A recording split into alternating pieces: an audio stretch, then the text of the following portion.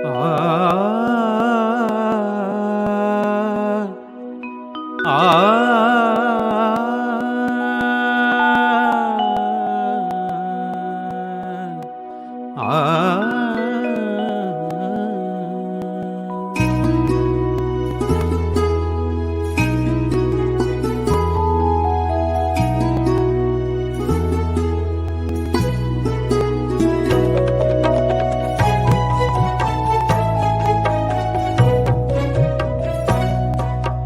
विद्या मंदिर एक ज्ञान साधना, ज्ञान साधना।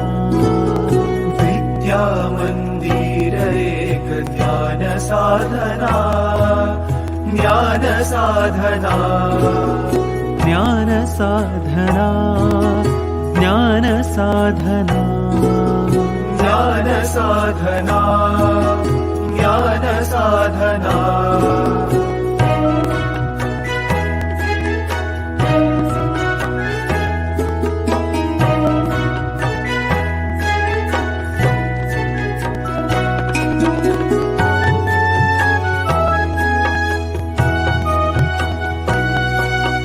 वर्ण जाती भेद होती लुप्त या स्थळा, प्रगतीचा मार्ग सुज्ञ दाविती जगा। वर्ण जाती भेद होती लुप्त या स्थळा, प्रगतीचा मार्ग सुज्ञ दाविती जगा। कला शास्त्र वाणी क्रीडा रुजवी मन मना, ज्ञान साधना। विद्या मंदिर एक ज्ञान साधना, ज्ञान साधना।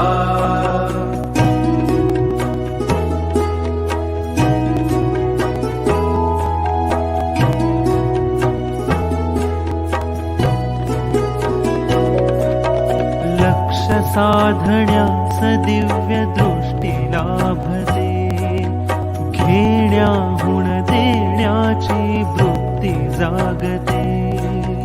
लक्ष साधण्यास दिव्य दृष्टी लाभते, घेण्याहून देण्याची वृत्ती जागते।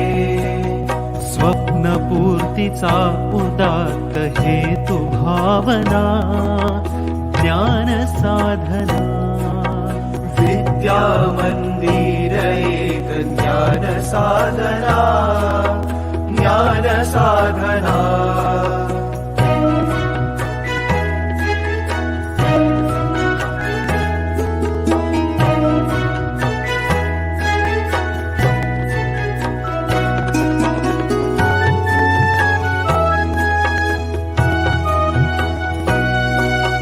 पंखाना बळ लाभे या इथे सदा, पंखांना बळ लाभे या इथे सदा। बुद्धीचा सूर्य नवा उजळी अंतरा, बुद्धीचा सूर्य नवा उजळी अंतरा। यश कीर्ती भावी हाच ध्यास गुरुजना, ज्ञान साधना। विद्या मंदिर एक ज्ञान साधना, ज्ञान साधना। ज्ञान साधना, ज्ञान साधना। ज्ञान साधना।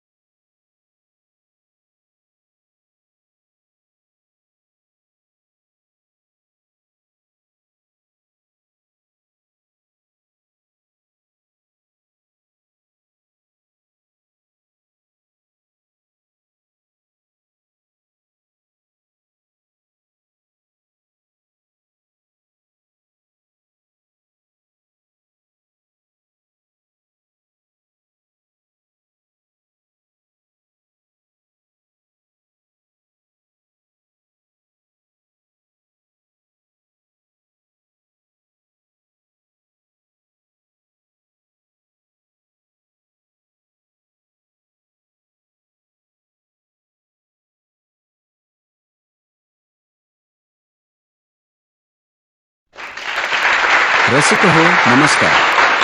सहर्ष सादर करीत आहोत ज्ञान साधना गीत. कवी प्राध्यापक प्रवीण दवणे, संगीत विनय राजवाडे.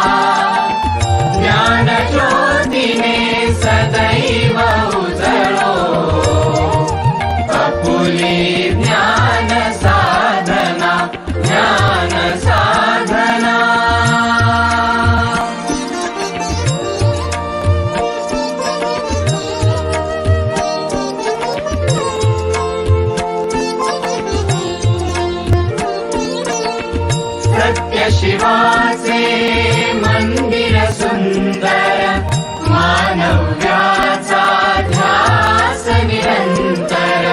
सत्य शिवाचे मंदिर सुंदर, मानव्याचा ध्यास निरंतर. गुरु शिष्याच्या नात्यामधली प्रतस्थ मन साधना. सदैव उजळो आपुली ज्ञान साधना, ज्ञान साधना.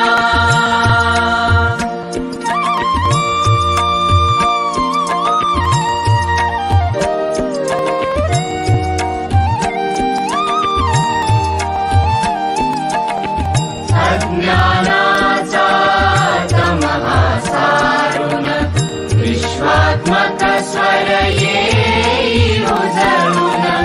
अज्ञानाचा तमः सारुण, विश्वात्मक स्वर येई उजळून.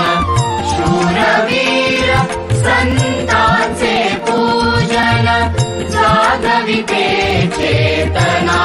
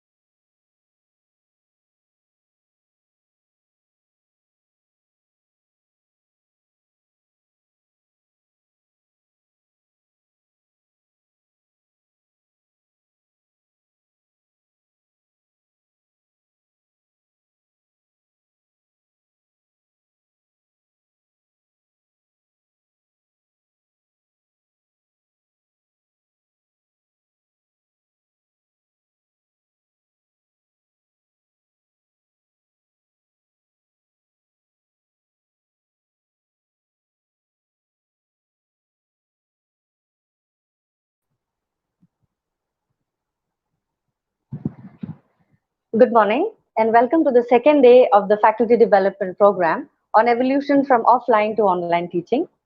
I hope you're all safe and rested for the day and prepared to learn new online tools of teaching. I also apologize for the small technical glitches that we faced yesterday and hope nothing like that happens today. I'm sure you understand that this is something new for us also. So today we have two prominent scholars from the academia who will coach us on using the now popular Google Classroom and effective use of teaching tools and new methodologies of online education. Let me welcome the first resource person, Dr. Narendra Joshi, who will be preparing us for effective use of teaching tools. Before he begins, let me introduce the resource person. Dr. Narendra Joshi has a BE in Production Engineering and a Master's in Engineering with specialization in manufacturing. Sir has finished his PhD from Hindu University of America, Florida in Sri Aurobindo Studies. Dr. Joshi has 3 decades of extensive experience in teaching, administration projects, and research. He is currently working as an associate academic consultant for Yashwantrao Chauhan Maharashtra Open University, Mumbai region. He has also worked as a principal in engineering college for 8 years. His expertise involves designing innovative programs in industry and academics with inclination to do a lot for the society. He has completed as well as undertaken a lot of certificate programs from premier institutes in India like the IIT, IIM, and ISB. An academician, an innovator, and a member of various professional bodies, we are indeed privileged to have you on our panel today, sir. Once again, a very warm welcome to Satish Pradhan and Sadhana College. Over to you, Dr. Narendra Joshi.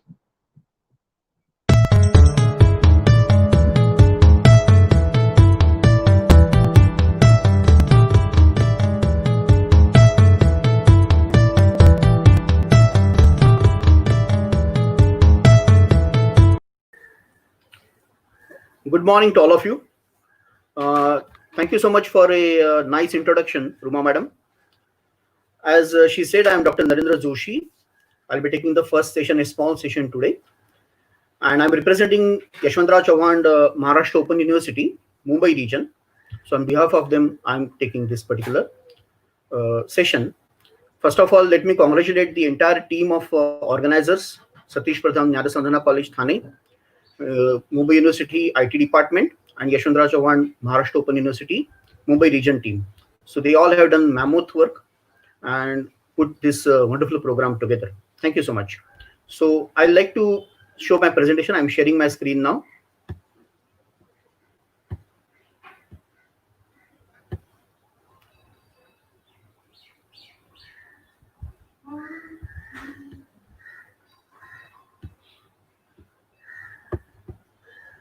I hope you are able to see my screen now.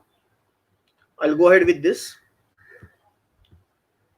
So my today's topic is evolution from offline to online education and how to use teaching tools, effectively use teaching tools and methodologies for online teaching as a part of this faculty development program.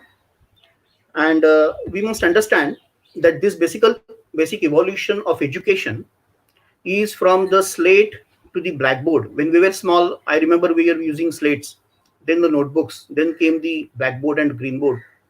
And then slowly there was overhead projector, LCD projector, and now we are in the point where we are using the complete online education. And this has prompted us to not just look from the point of view of offline to online, but this evolution also should basically trigger a way to go from teacher-centric approach to student-centric approach. It also should trigger us to do something which is going to make a personal learning experience rather than having a mass education methodology. All these times we had a mass education, but slowly now we should move to personal learning experience, what is called as PLE. And the education slowly with this evolution should become more integrated.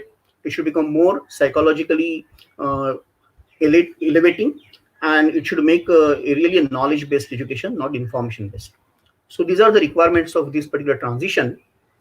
As I said, ICMOU Mumbai Regional Center team has turned this obstacle into opportunity.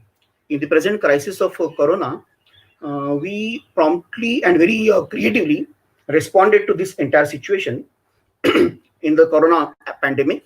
It was with the grand vision of our Honorable Vice Chancellor, Dr. Vainundan Sir, and Honorable Registrar Sir, Dr. Dinesh Bonde. And then consistently, we have organized very high quality lectures every day since March 2020 till date. Even today, lectures are happening. And with these efforts, we were able to arrange now more than 1,600 lectures. And some of our study centers have conducted more than 50 lectures, whereas one of the study center has even crossed 100 lectures.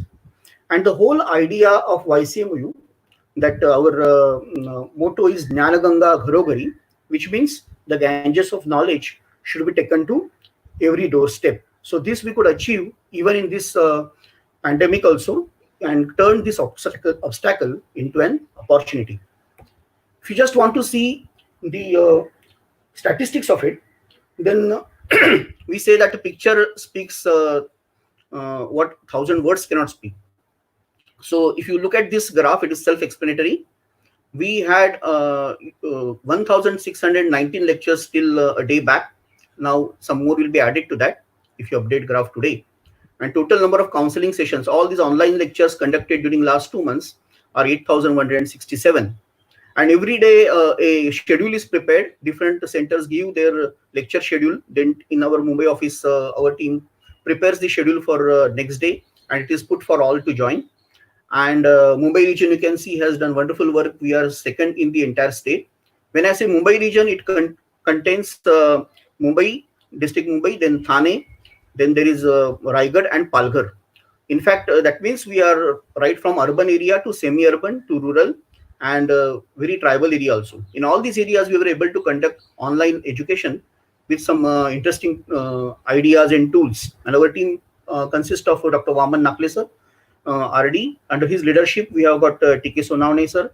He's assistant registrar, myself, Narendra Joshi, then Ragini Patil madam, and Dr. Janavi madam, Manoj Sendani sir. All these people have been painstakingly working to ensure that online lectures are conducted every day. That's why this big number. And if you want to really make online education successful and interesting, as yesterday also someone was saying that this is a millennium generation, we need to make it very interesting for them. We need to make very visual for them, because human brain acts very fast on visuals rather than information. So I'm just giving you some very simple examples which we are created using some software. You can see in this clip a particular idea was explained, and a small clip was played for that. For example, a story is created in a particular format. You can see if you use the tools, if you use the background, and if you put the lines into that, you can create a very good story out of it. I'll come to this if time permits in showing some more examples.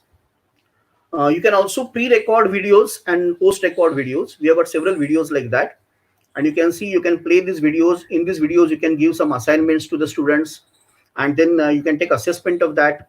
So number of such videos can be shown. And then afterwards, we have uploaded these videos on the YouTube and other channels. We can also make it on a blog by Blogger or WordPress, or you can put it on a Facebook page. Number of options can be there for these recorded lectures.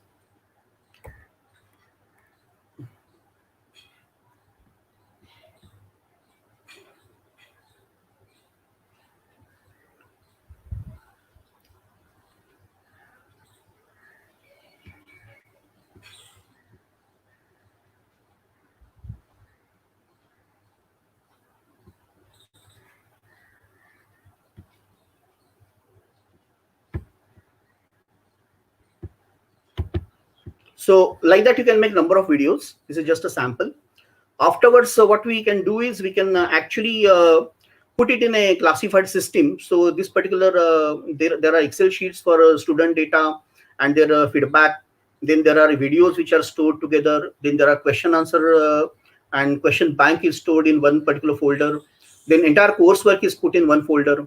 Now with the NAC, we need to make program objectives and what are the program outcomes, lesson plans. So all these things can be very nicely done now using the different file management systems. And this is how one sample I'm showing here, where for particular course, all these things are put together.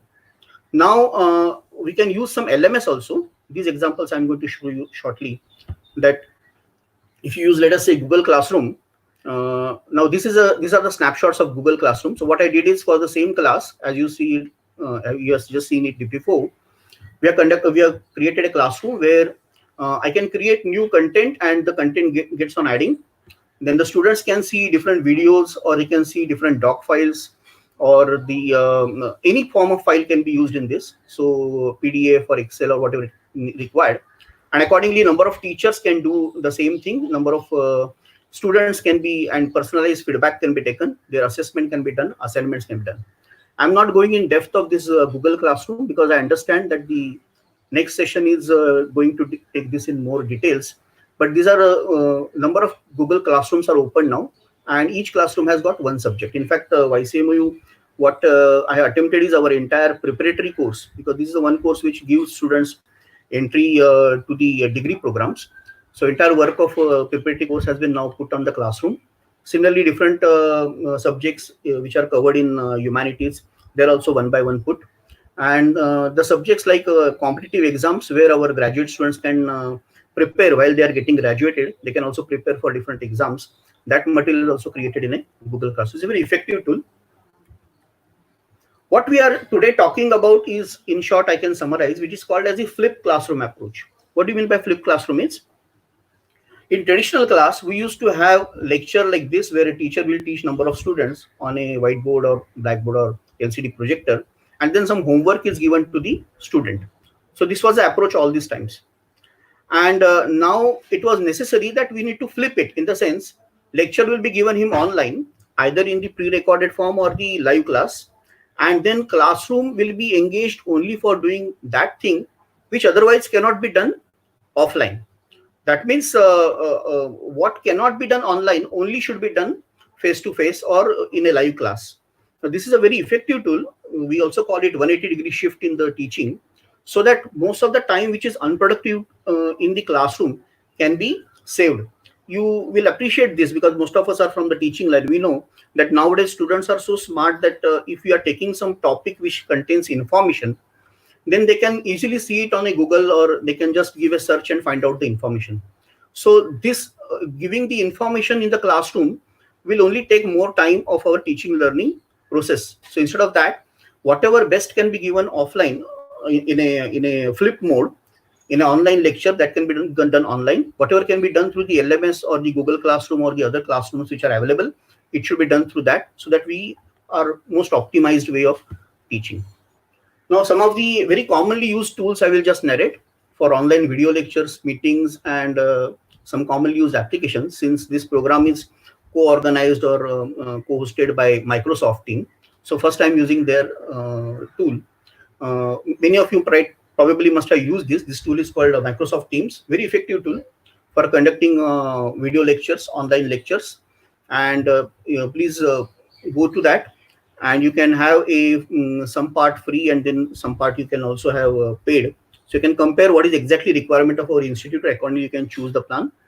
Basically, it is connected with Office 365, and because MS Office is at the back and very strong support is there, you will see a very effective way you can conduct lectures through Microsoft Teams. I will suggest all of you to try this, and all other MS Office applications can be integrated with that. Say it is Word or Excel or Outlook, everything can be integrated, and very popular programs can be put together. That's why MS Teams happens to be a very good option for today's need of online education. Another very powerful tool, probably some of you must have used also, is called as the Google Meet. Again, having a backend of strong Google applications, you can have a free Google Meet as well as its paid version. You can first try. My suggestion is first try Google Meet free. Many of you probably had tried also. In YCMU, I said 1600 lectures. Many were conducted on either Zoom or Google Meet, or few were conducted on Teams. And you can take then subscription of G Suite. If you take the subscription, then it allows you many more features to be added to that. And it's another very effective tool which I can easily recommend to all of you. Two more tools I just mentioned are Zoom and Cisco WebEx. Zoom, as we all know, is a very popular tool of video conferencing.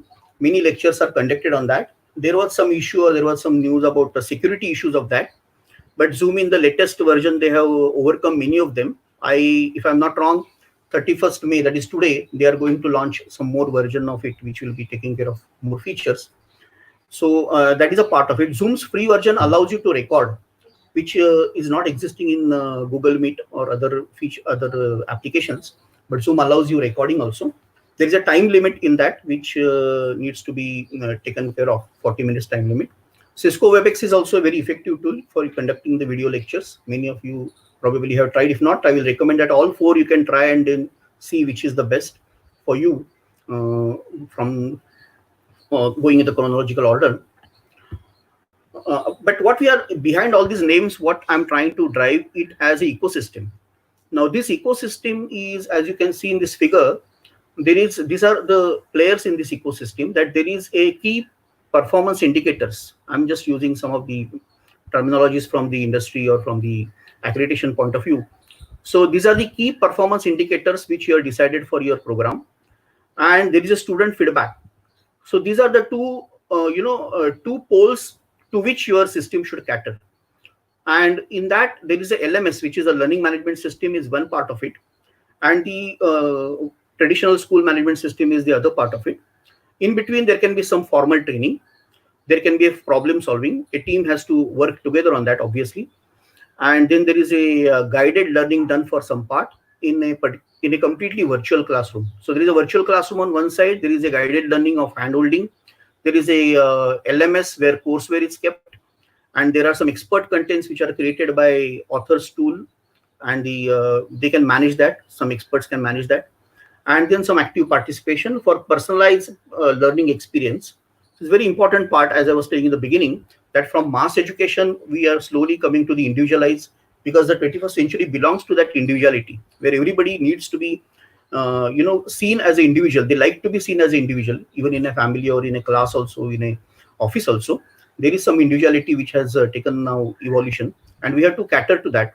So this experience needs to be personalized to some extent. Even products are customized for that matter only. Similarly, this has to be customized according to the shared learning experience. So sometimes also called as blended learning, because both offline and online are blended effectively. Only online cannot do all the things, and only offline cannot do. So course and class management is the first part we are talking about. Then it should be accessible from all the devices. Then it can be web-based or mobile-based system.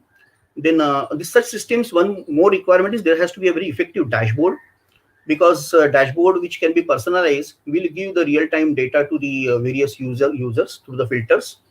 And then you can see on the dashboard the entire summary of what is being done.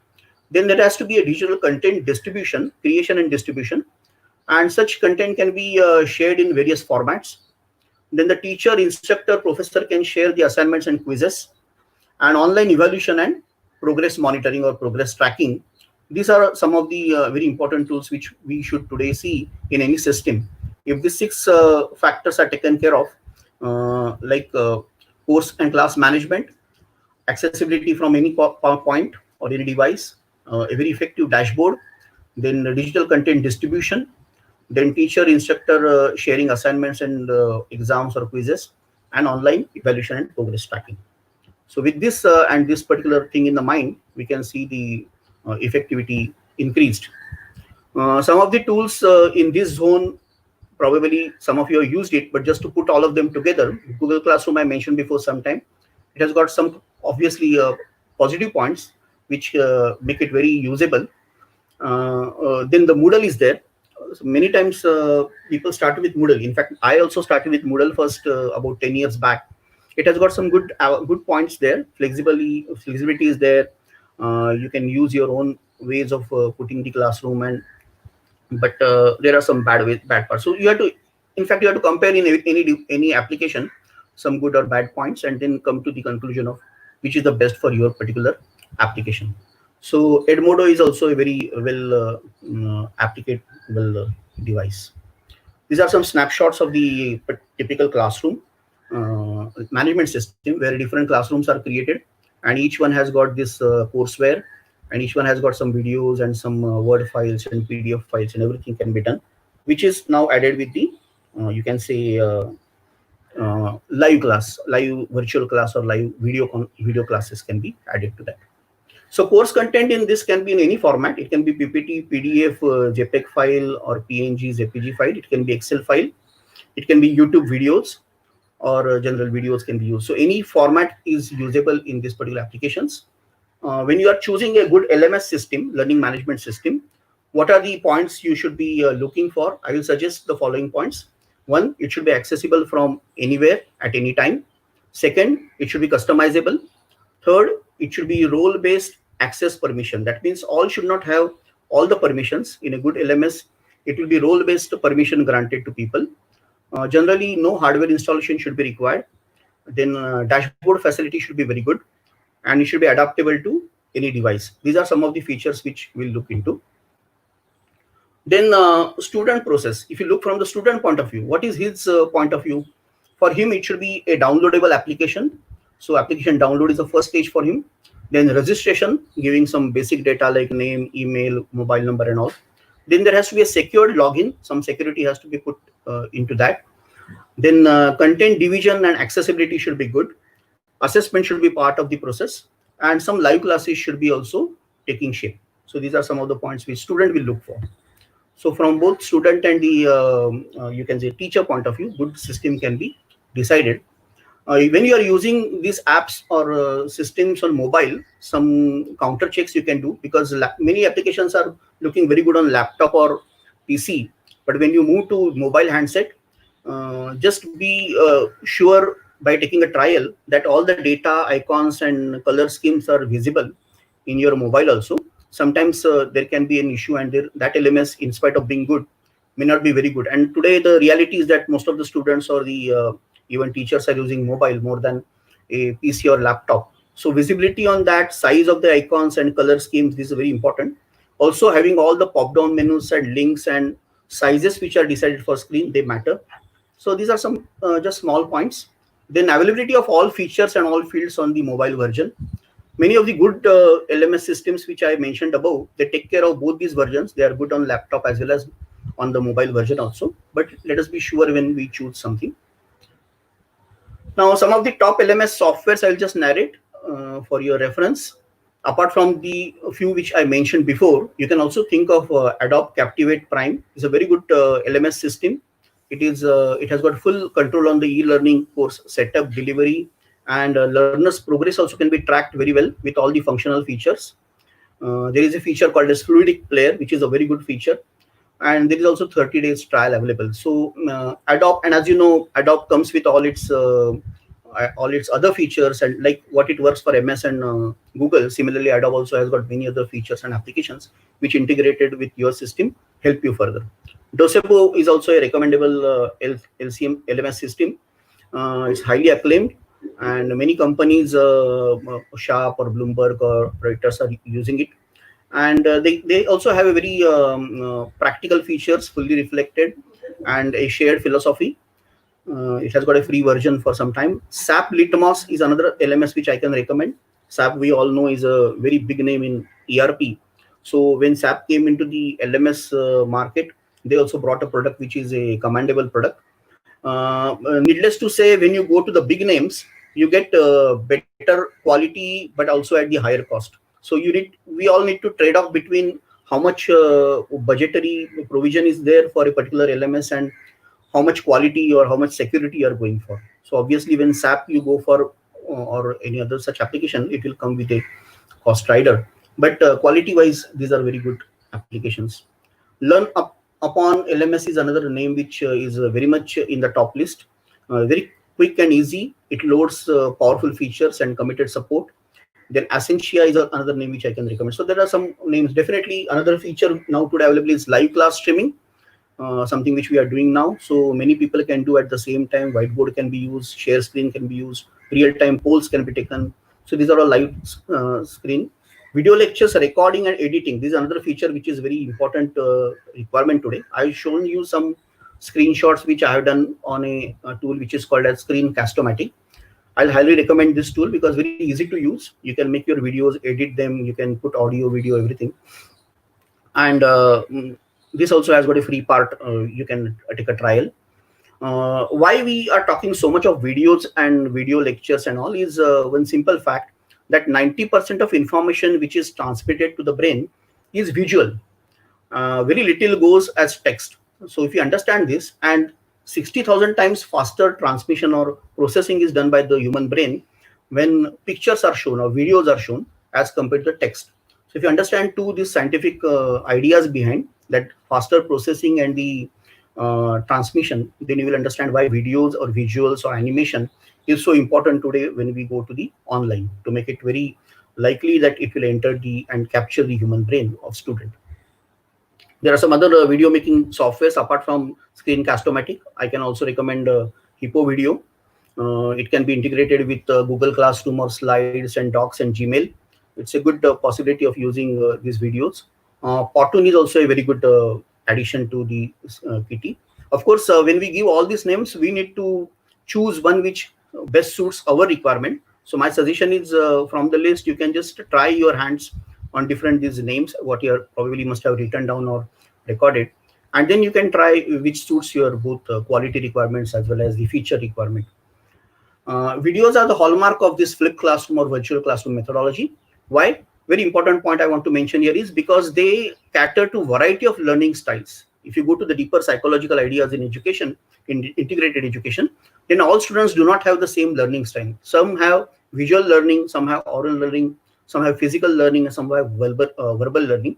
Now, a typical text style or the classroom style caters to only few of them. But now we have got the entire, treasure of online learning available to us, where we can structure our course in such a way that variety of students with variety of learning styles can also pick up what is required from that. So that's why it motivates and engages students by allowing them to learn at their own pace. So learning at their own pace, having the provision of revision, having a provision of going back and asking, these are all very important things. Then video allows teachers to save hours of repetitive teaching.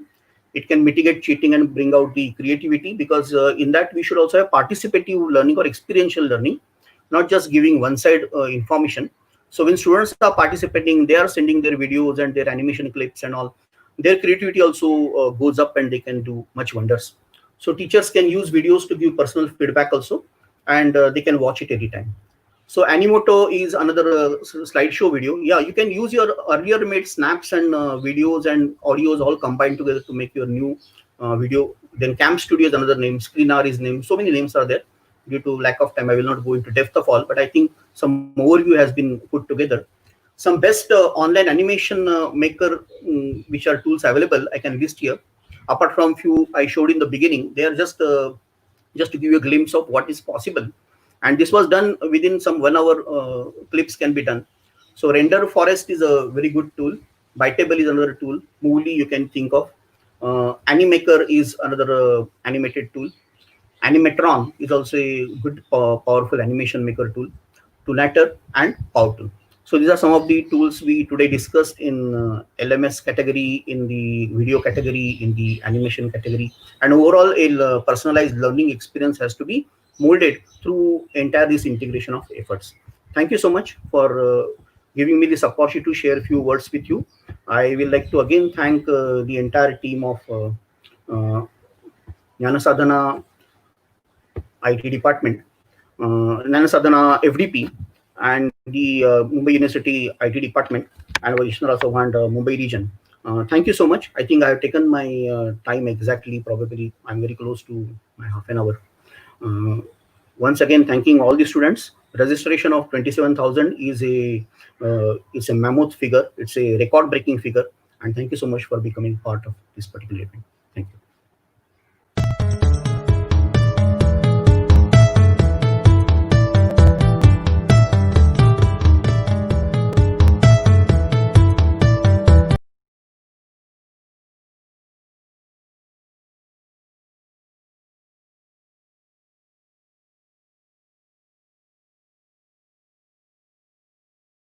Ma'am, unmute yourself, ma'am. Ma'am, unmute yourself.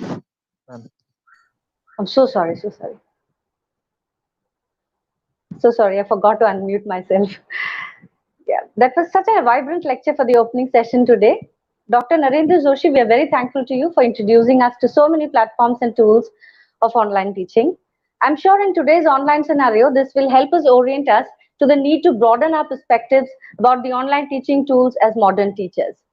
What makes me really happy is that these tools, as Joshi sir says, will cater to the different intelligences of Howard Gardner for the benefit of our students, enhancing their experiential learning too. Thank you so much, sir. That brings us to the final session for the second day on the use of Google Classroom. I'm sure every teacher is mainly concerned about the online assessment part of teaching, which appears to be the most challenging section of online teaching. Therefore, to enhance our understanding about online assessment and many such features on Google Classroom, we have with us Ms. Bhavya Ahuja Grover. Before Madam begins her class, let me give you a brief introduction to the resource person. Ms. Bhavya Ahuja Grover pursued her MSc in Computer Science from the Department of Computer Science, University of Delhi in 2011. She is currently working as an assistant professor in the Department of Computer Science, Ramanujan College, University of Delhi, and has a teaching experience of about 7 years. Her areas of interest include cryptography, blockchain, IoT, computational linguistics, and machine learning. She has publications in the area of computational linguistics and is also actively working in the area of machine learning. We are indeed very privileged to have you on our panel today, madam. Once again, a very warm welcome to you. Over to you, Ms. Bhavya Ahuja.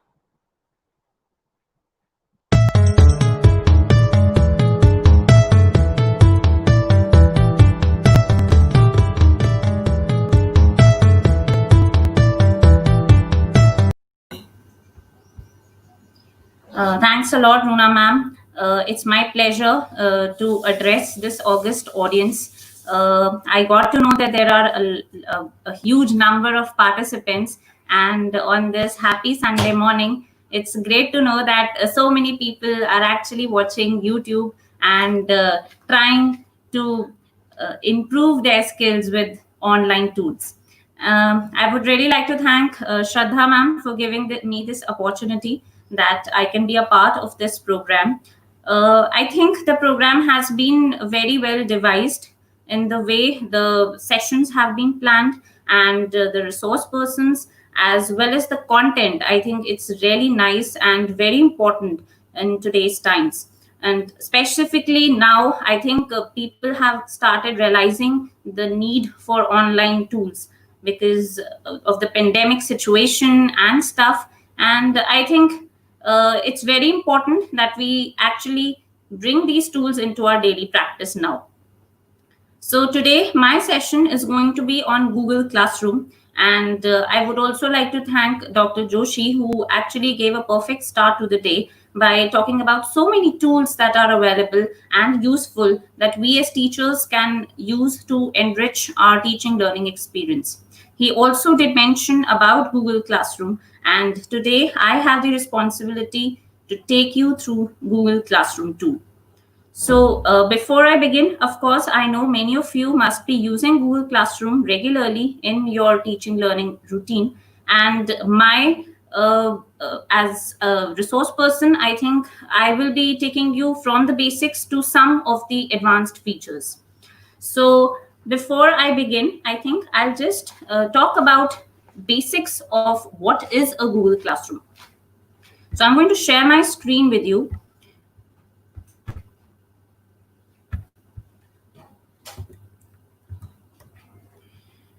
Okay, so on this faculty development program on evolution from offline to online teaching, I think Google Classroom plays a very important role. So if we talk about what is Google Classroom, so as Sir also mentioned, it's basically a learning management system. It is very popular because, of course, it is very simple to use and has an interface that is very friendly for teachers as well as students. So you do not need to be a person from computer science discipline to be able to use Google Classroom. Anybody can use it. Even if you are from humanities background or from non-sciences, it is a tool which is very, very easily understandable and usable. So Google Classroom is a product by Google. It has been developed to manage virtual classrooms. So virtual classroom is something which does not exist in the physical space. For example, now when we are working with the students over the internet. It is a structured tool that helps teachers manage their coursework. So through this, whatever course contents you have, you can easily structure them and provide them to your students. It enhances communication and collaboration. So these, I think, are some of the most important points that we as teachers take up when we are dealing with our students. I think one of the most important is communication, through which you can gather feedback from the students and you know whether they have some doubts or not. Now, the salient features of Google Classroom are as follows. It facilitates organization of course content. Now, this course content can be in any format. Dr. Joshi just mentioned about videos, which is, I think, a very useful tool when you deliver lectures. Then it can be presentations, it can be text, it can be Word documents, it can be anything for that matter. You just need to create those content materials and upload. It also helps you support assessment of the students through assignments and quizzes. Of course, evaluation is a very important aspect when we talk about teaching.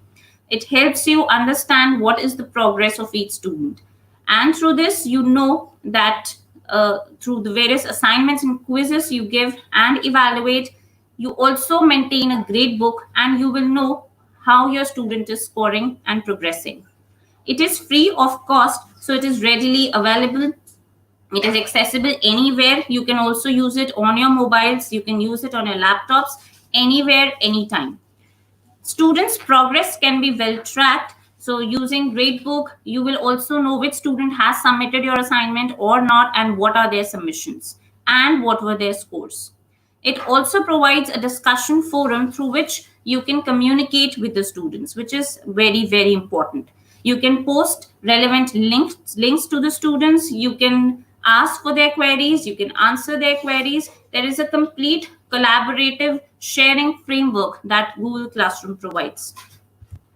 Now, before I begin, these are some important class limits that we need to know. So there are two types of accounts that you can use while you create your Google Classrooms. One is a G Suite account. What is a G Suite account? This is something which you buy. So your institution buys a G Suite account, and all the students and the teachers part of that institution can have Gmail IDs, which are your institutional IDs. Personal Google account is something that we as people create through Gmails. Now, if we talk about a G Suite account, it can have 20 teachers in a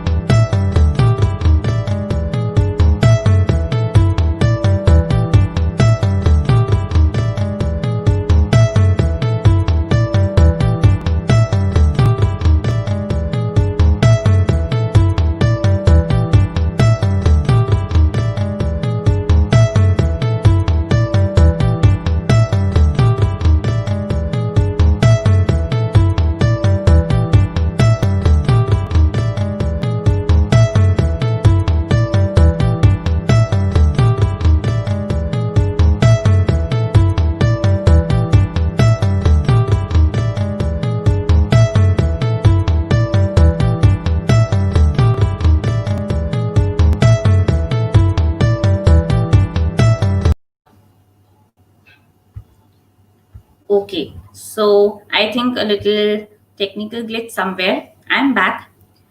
And of course, when you are dealing with online stuff, these things are very common. Okay, so as I was saying, I was talking about the limits of the classroom. So, with both the type of accounts, you can have 20 teachers added to the class. If we talk about a G Suite account, then you can have around 1,000 members in the classroom, which includes teachers as well as students. But with a personal Google account, there is a limit of 250. That means there can be a maximum of 250 members, which if there is a single teacher, then there would be only 249 students. So hence, it is highly recommended that we all shift towards G Suite accounts so that we can use the classroom to its full capacity. Now, with the G Suite account, the number of classes that a person can join are 1,000. And with a personal Google account, it is 100 maximum and 30 per day. If we talk about the number of classes that we can create with the G Suite account, there is just no limit at all. With a personal Google account, the number of classes are limited to 30 per day. So this is something about the limits of the class. Now, before I begin, I think I would like to share one of the classrooms that I use for my students. So I take third year and I take BSc Honors in Computer Science. My paper is Machine Learning. And this is a classroom that I have been using for quite a long time now. Now, you can see here, there is this People tab through which you can see the teachers, which is me, and some students added to my classroom. There is this Classwork tab, and in this tab, you will be able to see all the course material, assignments, quizzes, tests that I have posted for the students. So these are some topics that I covered. As you can see, here are some videos that I posted for the students. This is some presentation that I posted to the students. And these are some assignments that I posted. And this is a test that I took. So this is the way that you can very well structure all your course contents and upload them to your Google Classroom, and it can then be very easily used by the students. Now, I think it's time that we start preparing our own Google Classroom. And it's not difficult. To all the people who have joined in, I would request you to go with me and create your own classrooms in case you do not have one. I'm going to go very slow. I'm going to keep it as hands-on, and I'm going to talk about each and every step that is involved while you create a classroom. So the first step that you have to follow is you have to go to this website, which is classroom.google.com. So the first step is that you go to classroom.google.com. Once this website opens, it will ask you to sign in. So here you will be able to sign in using your Gmail account, or you can use your institutional Gmail account. The classroom that I'm going to create will be through a personal Gmail account so that some of you can get added into my classroom. After this, you will notice on the right-hand side, there will be a plus icon. Now, this plus icon will give you two options. One would be create and the other would be join. Now, create is through which teachers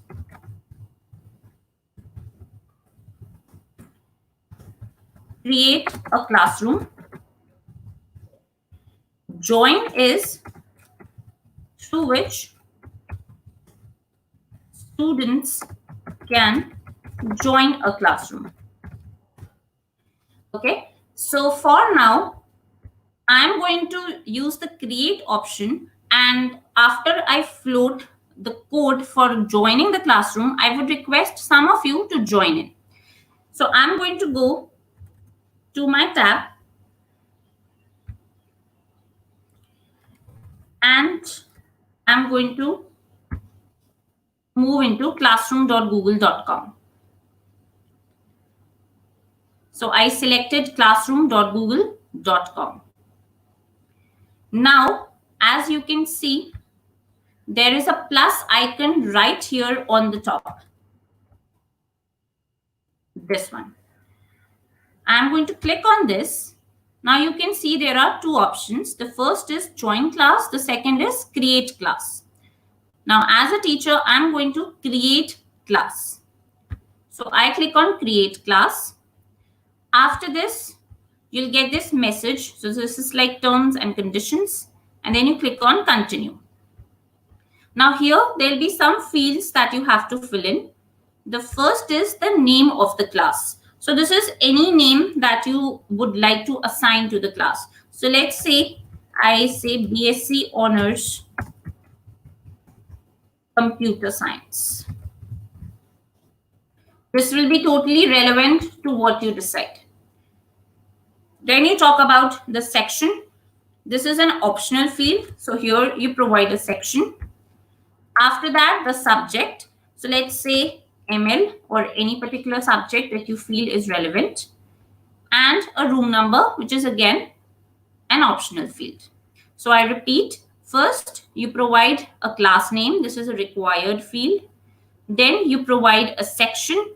So here you can say first year,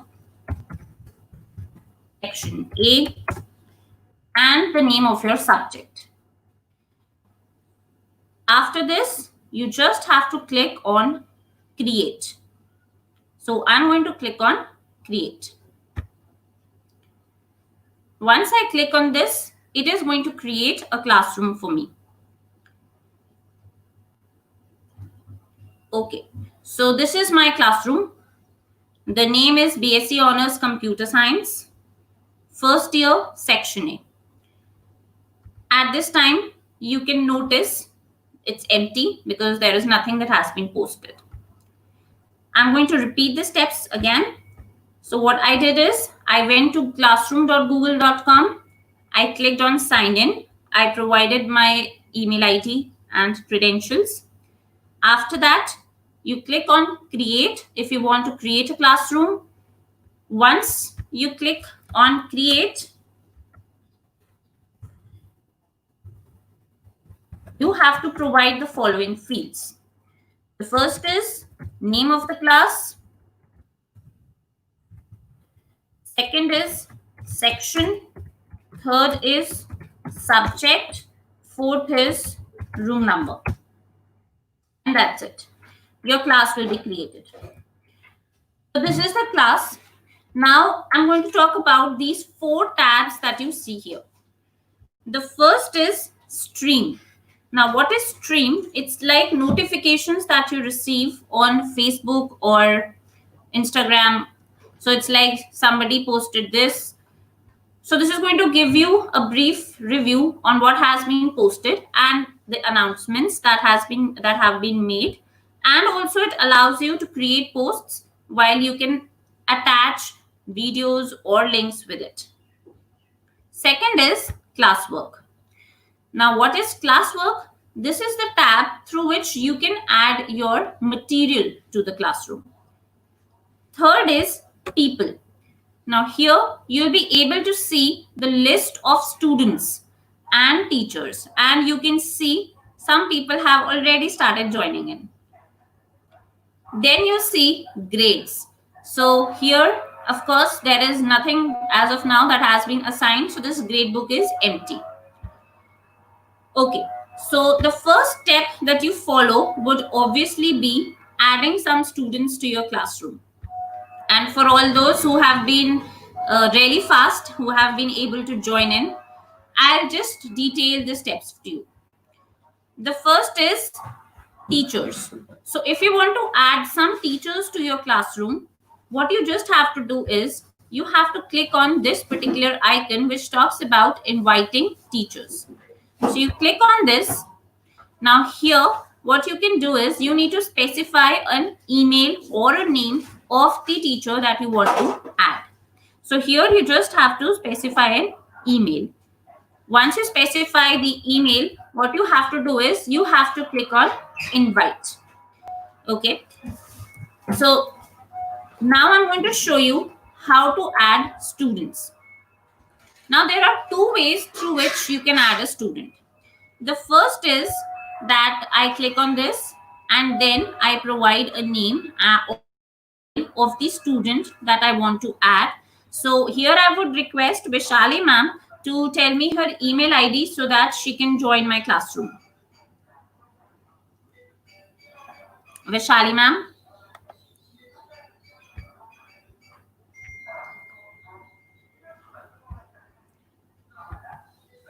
Vishali ma'am, are you there? Hello, Vishali ma'am. Okay, I think she's stuck somewhere. So I'm going to add, let's say,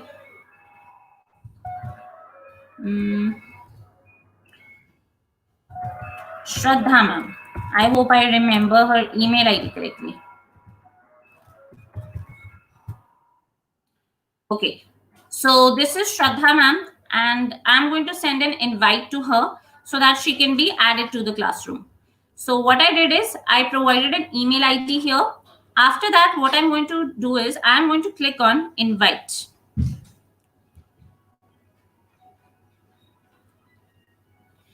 Now, once you click on invite, this particular user will be sent an email and the student will be able to get added to your classroom once the student accepts. There is a second way through which you can add students to your classroom. Now, in this particular case, what you can do is you can actually float a class code to the students. And this is what these people who have been added up have done. So when you go to the home page of your classroom, you can see that there is a class code here. This is the class code for this particular classroom. Now, what you can just do is, like you have your WhatsApp group, you can just paste this particular class code in your WhatsApp group. All the students will be able to access this code, and then what they'll be able to do is once they click on classroom.google.com, they click on plus, and this time they are going to use the join option. Once they click on join, they'll be asked to enter the class code. This is the code that they'll be providing them, and they'll be able to be a part of your classroom. So I'm going to just repeat once again. One way to add student is through the email invitation. Second way is that you float the class code of this particular classroom to the student. So this is the class code, and already many of you have joined in. I would request some of you also to be a part of this classroom. So this is the class code if you want to be a part of this particular classroom. So again, two ways to add students to the classroom. First, through email invite. Second, through class code. Once you share the class code with the student can go to classroom.google.com. For all those who do not know how to join, you have to go to classroom.google.com, sign in, and then you have to fill in after clicking on plus, select join, and then fill in the class code. That's it.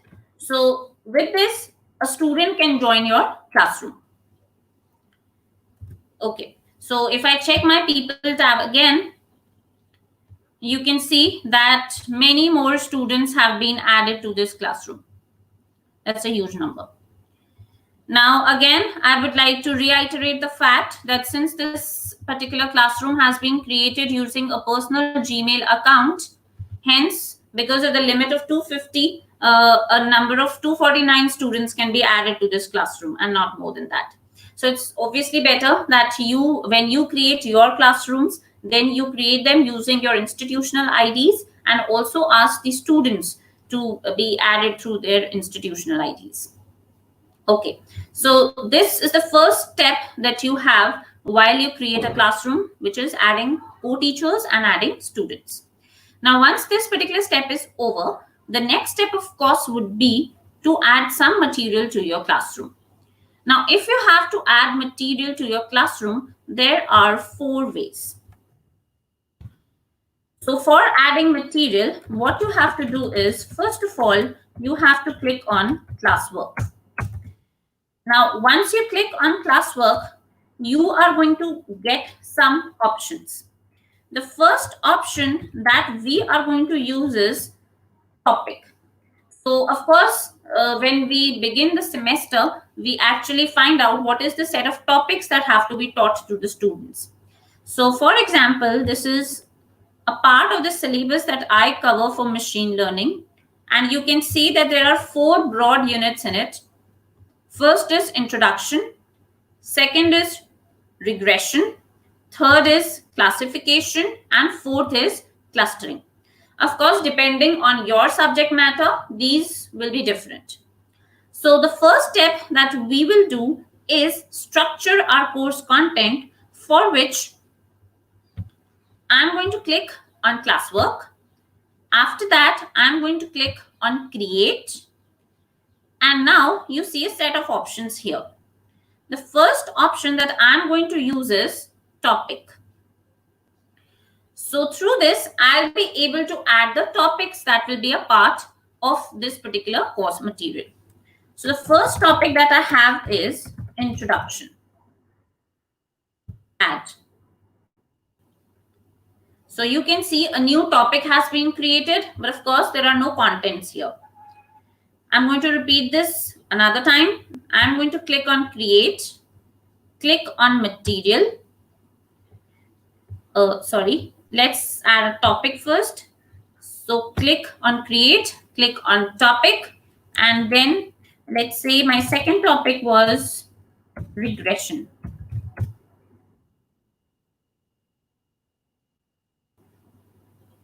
Let's add another topic. So let's say my third topic is classification. One final topic. So the topic's name is clustering. Okay, so these are the 4 broad topics that I have created for my course. This is just structuring. There is no content as of now. Now, you can obviously reorder the topics. So let's say you would want introduction to go on the top. So you may actually use this ellipsis thing here, these 3 buttons. So let me just highlight these 3 here. And through this, you can make the topic move up or down. There are some further options through which you can rename the topic, you can delete the topic, or you can copy the link to the topic. So this is how you can actually edit your topic's name and stuff. You can now start adding your course material. Before that, I'll just give a brief recap. What I did is I click on classwork. After that, I click on create. After that, I click on topic. Through this, you can just create a structure for the entire course. Now, once this is done, we are going to begin adding content to this particular course. How we do that is, again, you have to go to classwork. You click on create. This time, instead of topic, you have to click on material. Okay, so what I did is, first of all, I clicked on classwork, then I clicked on create, and then I clicked on material. Now, you can give a suitable title to this material. So let's say this is introduction to, let's say, regularization. This is a very important concept in machine learning. This, of course, is subject to your own content. So there is a particular title that I have given. Then you can specify an optional description that will be describing the topic. So let's say you say that this material corresponds to the basics of regularization. Okay. Now comes the important step in which you will add material to this topic. For this, you will be able to see there is an add button here. Now, when you click on add button, there are 4 options that it provides, and these are the 4 sources through which you can add your material. Again, the material can be in any format. It can be video, audio, presentation, anything. Now, I'm going to add material to this particular course through each of these ways. So we'll go step by step. The first is Google Drive. So first, I'll just give you a brief about each. So this time what we did was we clicked on material. Now there are 4 sources. First is Google Drive. Now this is used when your content is available in your Google Drive. So if the content is already stored in your Google Drive, this is the option that you use. Second is link. Now this is used when you want to add a web link to the course. So sometimes there are some links or blogs that you find useful for the students. So these links can be added to the link option. Third is file. This is used when you want to add a file from your system. Right? Finally, the last option is YouTube. This is used when you wish to add a video from YouTube. Okay, so these are the 4 possible sources that you can use to add material, and we'll be using each of these. So getting back to this, first I'm going to click on Google Drive. So I'll just repeat what I did. I clicked on add, and then I'm going to click on Google Drive. Now, once you click on Google Drive, it is going to show you some contents that are available in the drive. You will be able to select any particular material from here. So let's say I want to add this particular PPT on regularization to my course. So I select this particular PPT. After that, I click on add. Once you do this, you are able to see that this PPT has been added to the material. I repeat, click on add, click on Google Drive. After that, you select the material that you want to share. So let's say you click on syllabus, anything, and then you click on add. Okay. This is how you can add material from your Google Drive into your course. Now, a second step, which is about link. So this is when you actually find a link for your student that is very useful. So let me just find some link on regularization. So these are some links that I get. This is one of the very important links that we usually share with our students. So what I do is I click on regularization, this particular link.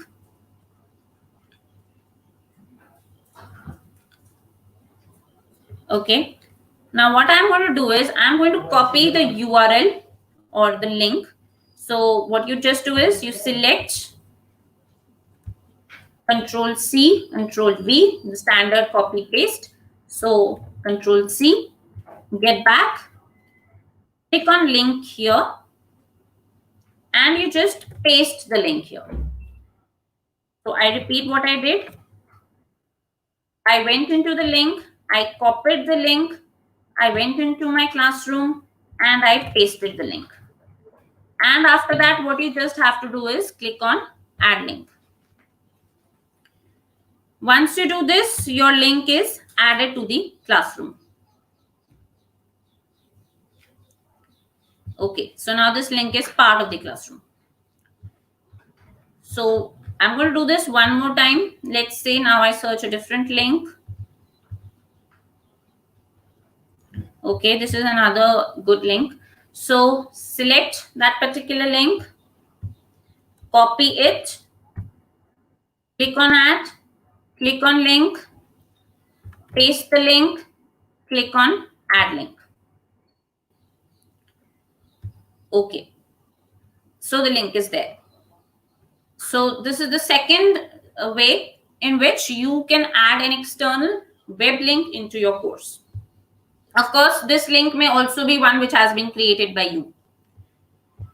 The next is when you click on add file. Now, this is used when you actually want to add a file to the system. So you click on file. Now you click on select files from your device. So this is a file which is a part of your system. You click on select files from your device. Now I have some files here. So let's say there is this presentation that I would like to share. Let's say this one. Click on open. So when you do this, what happens is this particular file becomes a part of your Google Drive now. After that, what you do is you click on upload. So once you do this, this file is ready here. It can be seen. I'm going to repeat what I did. I click on add. I click on file. I click on select files from your device. Then I select the file that I want to share. So let's say this time it is this PPT. I click on open. I click on upload. Once I do this, this file is uploaded and now it has become a part of your course material. So this is the third way that you can add some content into your course. Now I'm going to go to the fourth way, which is YouTube. So let's say you actually found some good YouTube video that you would like to share with the students. So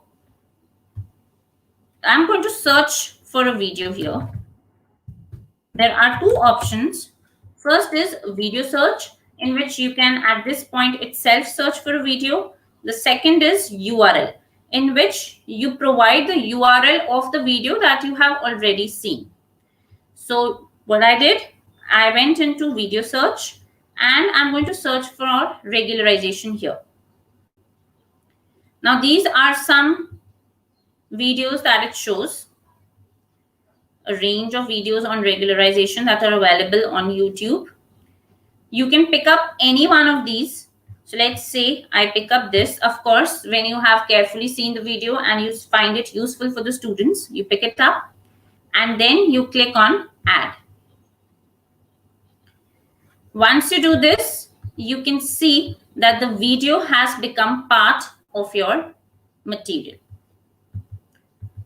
I'm going to do it once again. What you do is you click on add, you click on YouTube, you search for the content that you want.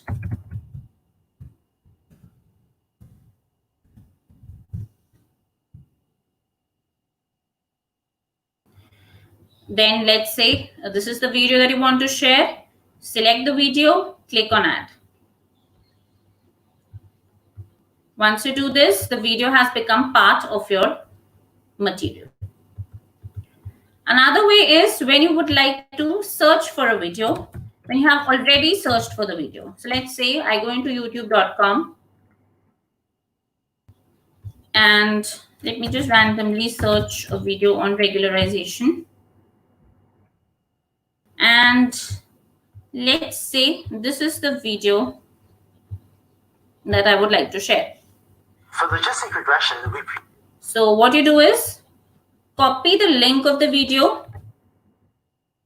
Go here, click on add, click on YouTube.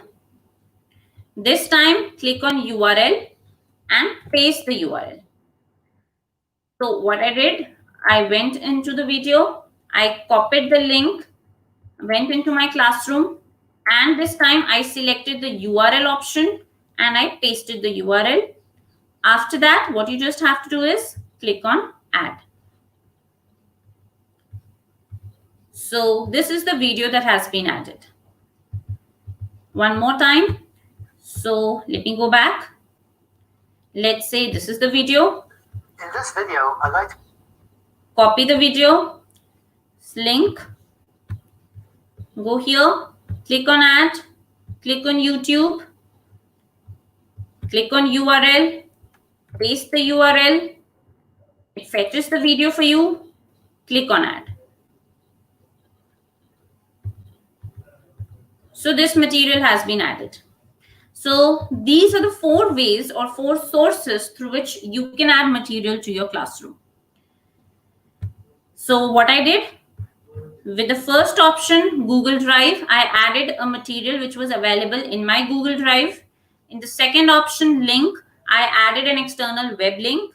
In the third option, I added a file which was a part of my system. In the fourth option, I selected a video from YouTube and uploaded it as part of my classroom. Okay, so after this part is ready, the material is there. Now there are some settings that you can do on the right hand side. First is you can select for which classrooms this material will be posted. So for example, I have these classes available. You can select any number of classes that you want, and you can then make this material available to each of these classrooms. By default, the classroom in which you're working has been selected. Through this, you can select the set of students that you want this material to be posted. So let's say there is some material that you do not want that everybody should be able to see. In that case, let's say I want only Aarti ma'am to see this particular material. Then I'll uncheck on all students and I'll just select Aarti ma'am's name. If I do this, when I post the material, only Aarti ma'am will be able to watch this material and it will not be available in the other students' portal. So for now, I select all students. So this is done. Next is you can assign this material to a topic. So please remember, when you click on material, it is not a part of any topic as of now. At this step, you are going to assign it a particular topic. First, it is not necessary. So if you do not want the material to be part of any particular topic, you can keep the no topic option. But if you want that the material should go into a particular topic, then you have to select that particular topic. It also gives you the option to create a topic right away. So what I'm going to do is I'm going to click on any of the topics that I feel this material is relevant for. So let's say I click on regression. So once I've done this, what I did, I have given it a title, I've given it a description, and then I have added some material from the 4 sources that are available. After that, I selected to whom this particular material should be posted to and the topic that this material belongs to.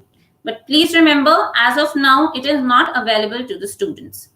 And as many of you already know and must have guessed, until and unless I press this particular button which talks about post, this material is still with me. Now, before going to post this material, I'm going to talk about some options that this particular icon provides. So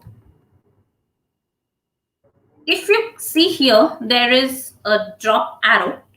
If I click on this, there are some 4 options. The first is post. Now, post is used when you want to post the material right away. So if you want that this material should be available to the students just now, you can just post it. Second is schedule. Now, this option is used when you do not want the material to go right away. You want that the material should be posted at a later time. So generally what we as teachers would like to do is create all the content that is relevant to the course and add it to the classroom and then schedule it for some time. So let's say as per my lesson plan, week 1 will talk about introduction to regularization. So I'll just post it. Let's say in the next week, I'm going to take up the topic of linear regression. So then I'm going to not post it then and there, but I will be scheduling it for a later date and time. Third is save draft, through which you can just save this particular draft. Fourth is discard draft, which means that you do not want this draft to be available. So if you click on save draft, it is neither posted nor scheduled. Okay, for now, what I'm going to do is I'm going to click on post. Now, once I click on post, what is going to happen is all the students who are a part of this particular classroom will see a notification in their stream, as I'm also able to see, and then they'll be able to know that a material has been posted. Then they can go to their classwork. So if you talk about the student part, they will have these three things. One is stream, one is classwork, and one is people. And when they see classwork, they'll be able to know that some material is there. Okay. So here you can see that there are some notifications that have started coming in. These are some teachers who have added things. So this is how you can also post something. So for example, if I want to just welcome everybody, what I'm going to do is welcome all. Great being here. Okay. And what you just do is you click on post. So once I do that, you can see that my notification has been posted. And somebody just acknowledged that the material has been posted. Thanks a lot, ma'am. So I'm sure most of you who are a part of this class would be able to see the material that I have posted. Okay, so this is how you can actually create material. I'm going to just do this once again so that I can also show you the schedule option. So what I'm going to do is click on create, click on material, give it a title, let's say introduction to. You can give a description, you can leave it. And let's say I add a file from my system.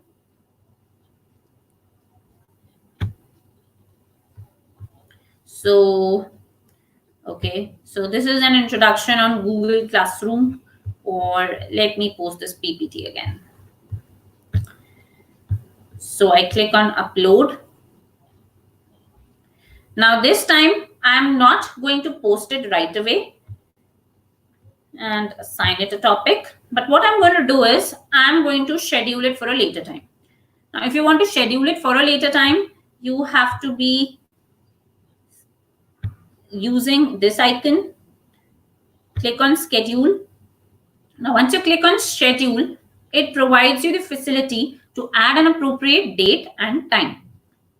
Now here, you can see that a calendar opens up. By default, it will always talk about the next day. So today is 31st and tomorrow will be 1. So it talks about 1 June. You can obviously readjust this. Let's say I want to post it today itself.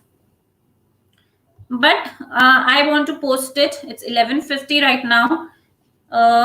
Let's see at 11:55. Okay, so I say that you do not post this material right away, but I want you to post this 5 minutes later. Of course, you can set your appropriate date and time here.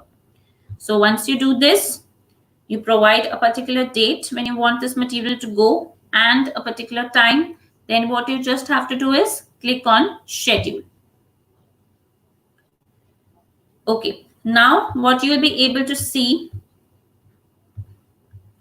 is this particular material right here, introduction to. This time it is not posted, but it says it is scheduled for 11:55 a.m. As of now, none of you will be able to see this material because it has been scheduled for 5 minutes later. After 5 minutes, you all will be able to access this in your own course portals. Okay. So, adding course material, very simple with Google Classroom. What you just have to do is click on classwork, click on create. First, you can create a structure, so you can create topics. After that, when you want to start adding materials, what you have to do is you click on material. Now there are 4 sources from where you can add. One is Google Drive, when your material is on Google Drive. Second is when you want to share an external web link, you use link. Third is when you want to share a file from your system, you use file. Fourth is when you want to add a video from YouTube, you use YouTube. And once you are done with this, the next step is you either post it just now or you schedule it for a later date and time. So this is the simple way through which this particular tool provides you the facility to add your course material. Again, the material can be in any format that you require. Okay, so one more thing that I would like to highlight here is that since this is a product by Google, it is integrated with several other products from Google. So for example, you can see there is a Google Calendar. So with the calendar, you can schedule your stuff. Then there is a class drive folder. So by default, there will be a drive folder attached with this classroom. So if anybody wants to upload a file, or when the students also start uploading files, they'll be a part of this drive folder. It has also got integration with many other Google products. So for example, if you go into your institutional accounts, you'll also see Google Meet there. So it is very well equipped, and also it has been integrated with Gmail. So with that, you can also communicate to your students through mails. So this is a simple way that you can add material to your classroom. I'm going to go back to the stream. So these are some posts that people have created. One simple thing that I would like to cover is changing the theme of this classroom. So if you do not like this, what you do is you select theme here. You can also upload a photo here. So you select theme. There are several themes which are available. So let's talk about English and history. And let's say I like this particular theme. So there are a range of themes available. This is for maths and science.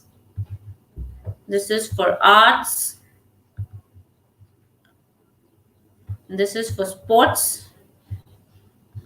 So you'll see all sports items here. And these are some other themes available. So let's say I select one. Of course, if you do not like these, then you can always upload your photo. So you can see that the theme of the classroom has changed.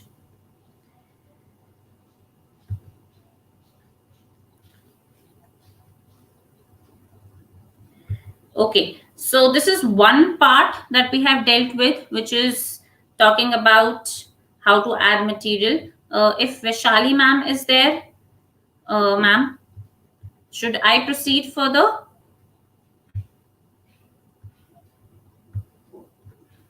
Shraddha ma'am, Vaishali ma'am, anybody?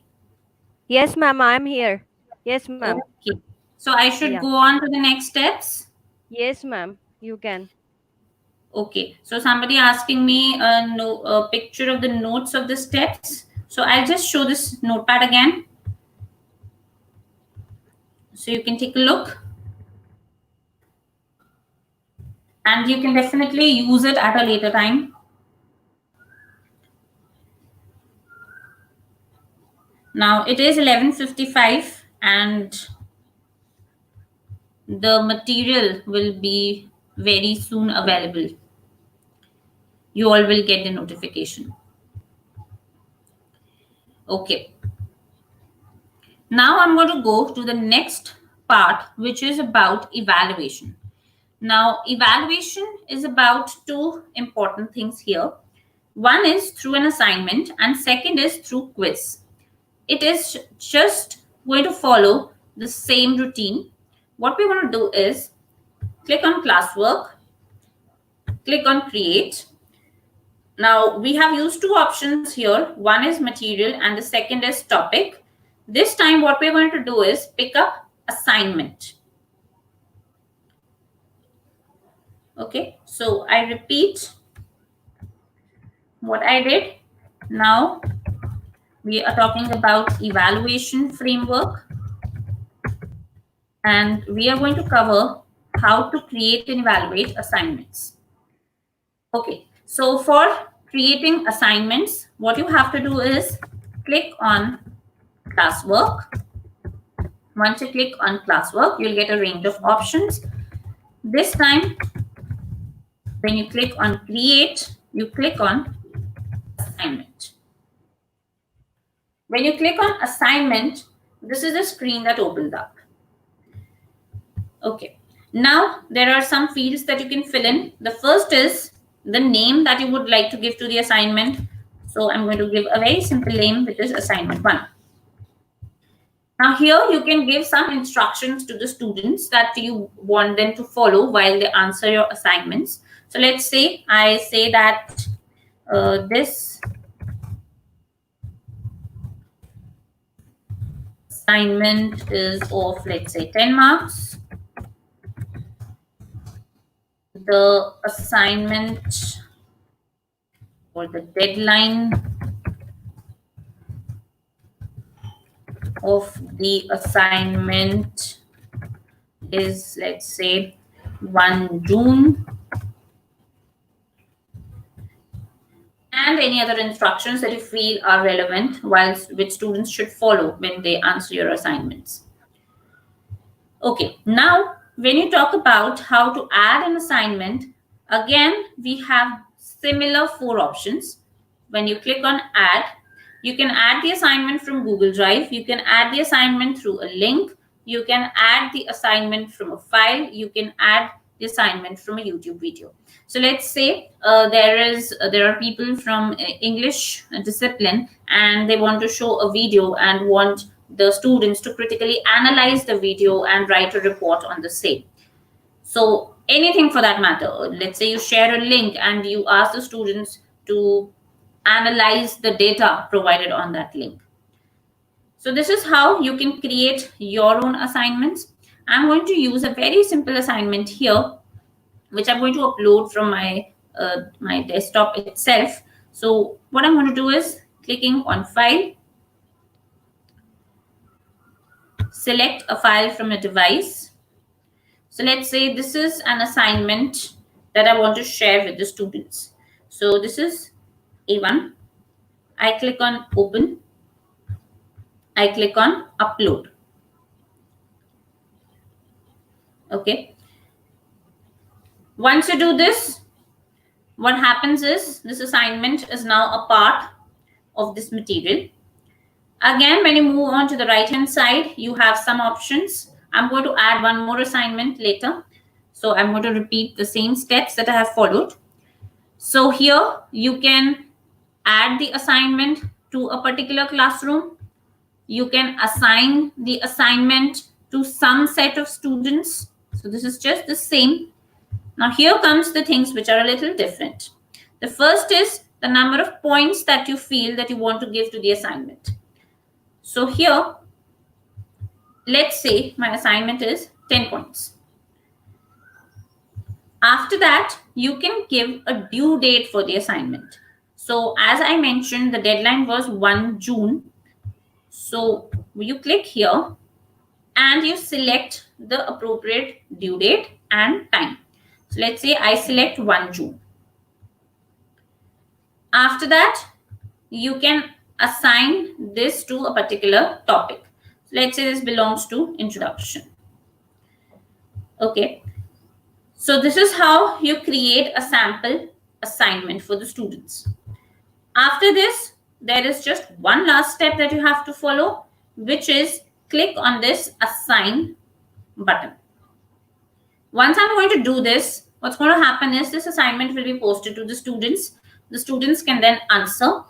And since you have already given a due date, you will also be able to find out which students have submitted the assignment on time and which students are submitting it late, right? So what I'm going to do is click on assign. Okay, so this assignment has been posted now in my introduction section. Now, once you actually post an assignment, then you can see that this assignment has been assigned to 258 students. It has been assigned to 258. The turned in number is 0. That means with turned in, what you get to know is how many students have been able to submit the assignment. So as of now, there is not a single student who has submitted the assignment. When you click on view assignment, then this screen opens up. Now, when you see this screen, you will be able to see the set of students to whom this assignment has been given. You can just see that one student has turned in. So this particular student has submitted something which you can evaluate, which I'll just do when I'm going to add another assignment. So this is one simple way that you can give an assignment to the students. Now I'm going to give you an easier assignment. This assignment was basically something related to ML. And now I'm going to give you something that you all can answer. So I'm going to go back, and with this, I will also be repeating the steps that I have followed. So I click on classwork. I click on create. I click on assignment. So let's say this is assignment 2. Again, you can give some instructions here. You can give it some number of points. So let's say 10 points. And let's say this time the due date is 10th June. You can assign it a particular topic. So let's say this time it's a part of introduction, or you can leave it as no topic. Then I'm going to again add a file here. So click on add, click on file. Oh, sorry. So click on add, click on file. Select files from your device. So let's say this is the assignment. Click on upload. And this time what I'm going to do is I'm going to schedule it. So I click on this button. I click on schedule. So I select a particular date. So let's say I want it to be scheduled today, but I want it to go at, let's say 12:06 p.m., just 2 minutes later. So once you do this, click on schedule. Okay. So now you can see that this assignment is not a part of any topic, and this is scheduled for 12:06 p.m. Okay. Here if you see about this assignment, you can see that 14 people, 15 people have already turned in. Okay, so this is how you can actually give assignments to the students. And now will come the important aspect of dealing with how to evaluate those assignments. Now, as of now, you can definitely edit the assignment. So if you feel that the assignment has to be changed or if some other content has to be added, it is still applicable to edit. And even any other content also, you can edit it at any time. So till the assignment will be posted, I'm just going to show you how to edit it. So let's say this was one of the materials that I already posted. Let's say I want to add something new to it, or I want to make any editing in this. So what you just have to do is you go to this particular unit, click on this ellipsis here, you get some options. One is edit, through which you can edit this particular unit. Second is delete, in which you can just delete this unit. Copy link and move down. Move down is just basically used for reordering. So if I click on edit, you can see that the window opens up again. And then let's say I just add an introduction. This is more detailed. Anything else, let's say you want to add some material, you can add some other material to it. After that, what you just have to do is click on save. So there are people who ask that if we can make changes once the material has been posted. So yes, there is no problem. You can make changes anytime. And then there are times that you post a material by mistake, or there is some problem with the material that has been posted. So when you click here, you just have to click on delete and the material is gone. There is no problem with that. Okay, so till the time this material is posted, let me just refresh it once.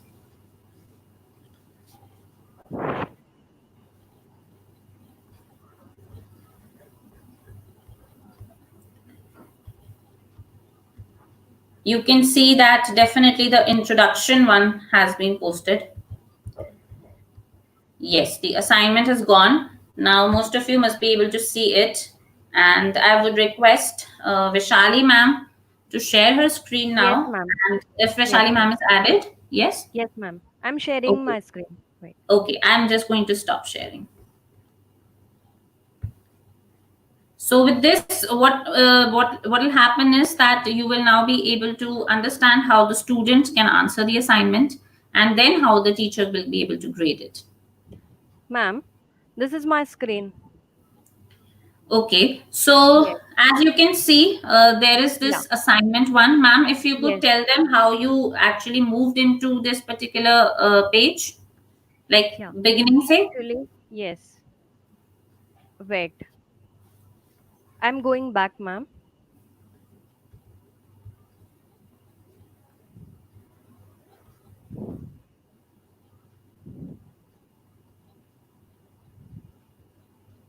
I was here. Okay. This assignment is assignment number 1, and this is assignment number 2. Yeah, so let's go to assignment number 2.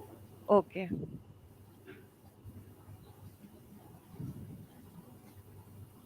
Yeah, this is my assignment number 2. No work has been attached. It's showing. Right. So now you have to click on assignment 2, view details. Yes. View details. Wait.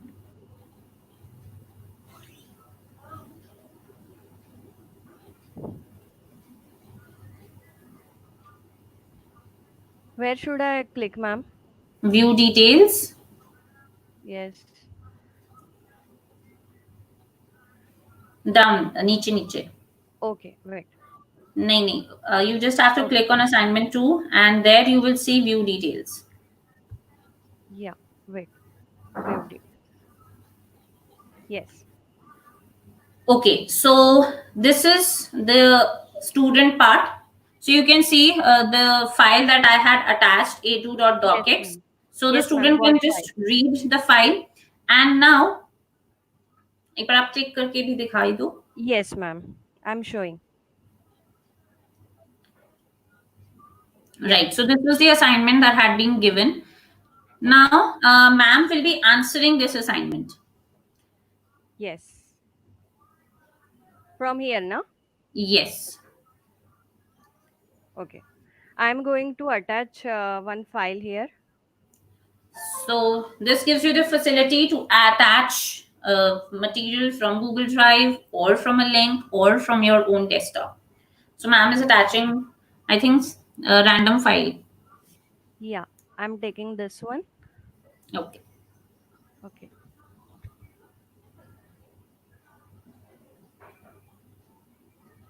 Done, ma'am. Now this is important. After you have attached the file, the student will click on turn in. Done. So yes, turn in. Yes.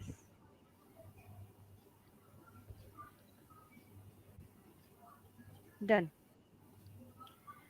Great. So now the student has submitted his or her assignment, and you can also see an unsubmit option there, through which if the student has, let's say, done something by mistake, then the student can definitely resubmit the assignment. So now this assignment must have come to me. So ma'am, now I would request you to ma'am. stop sharing. Yes. Okay. So now I'm going to share my screen. Right. So we can see at this time 14 people have already submitted the assignment. So as a teacher, now what I have to do is I click on view assignment.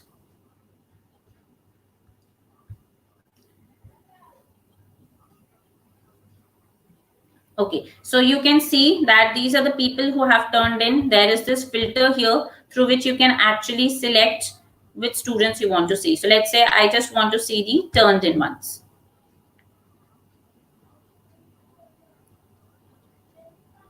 Okay, so these are some of the assignments that have come in. Now let's say I'm going to select one randomly. So this was Sayali ma'am's. Just wait. Okay. So I clicked on one name randomly. And this is the assignment that ma'am has posted. So what you do is you read the assignment, you evaluate the assignment. After this, here on the right hand side, you can also see that ma'am has given a comment. So like this, a student can also share a private comment with the teacher. So this is a private comment, which means that this will not be accessible to other students or other teachers who are part of this particular classroom. So I'm going to give a grade. So let's say I give 10. After this, you can also add a private comment. So let's say you might want to actually tell the student how he or she did in the assignment. So let's say great work.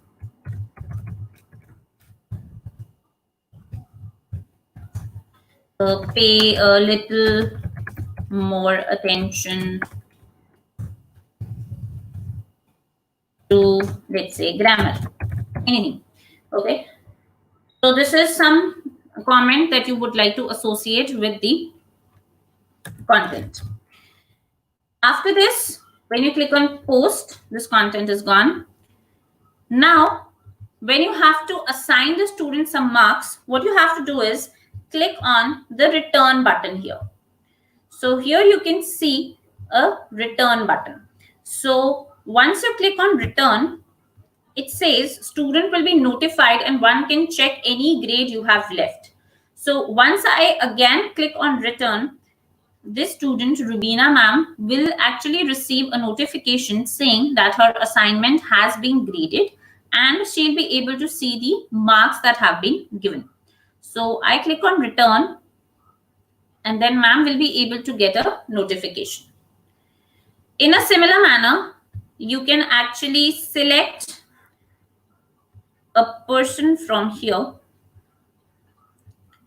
So let's say I'm going to select another assignment randomly. I'm searching for a turned in one. So let's say Smita ma'am.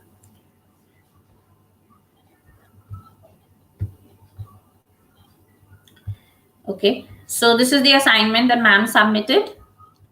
So the same steps, what you do is you give a grade here. You can add a comment here,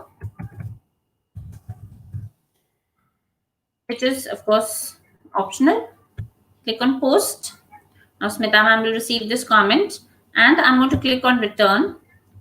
And finally, when you click on return, then this particular score will be also stored in the gradebook and also posted to the student.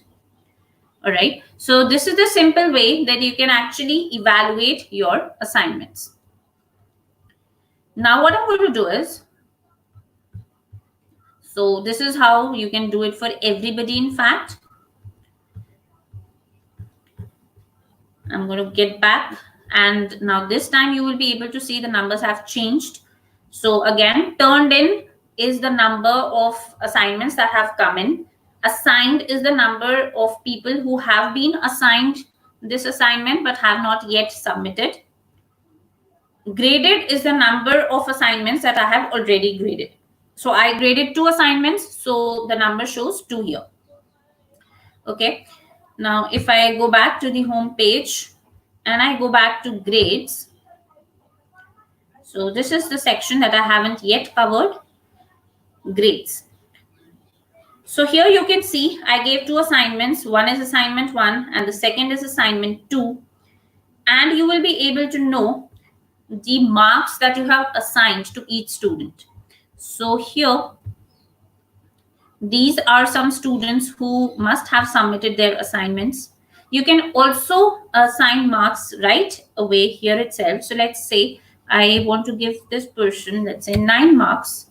So you can also assign marks here, of course, after checking the assignment.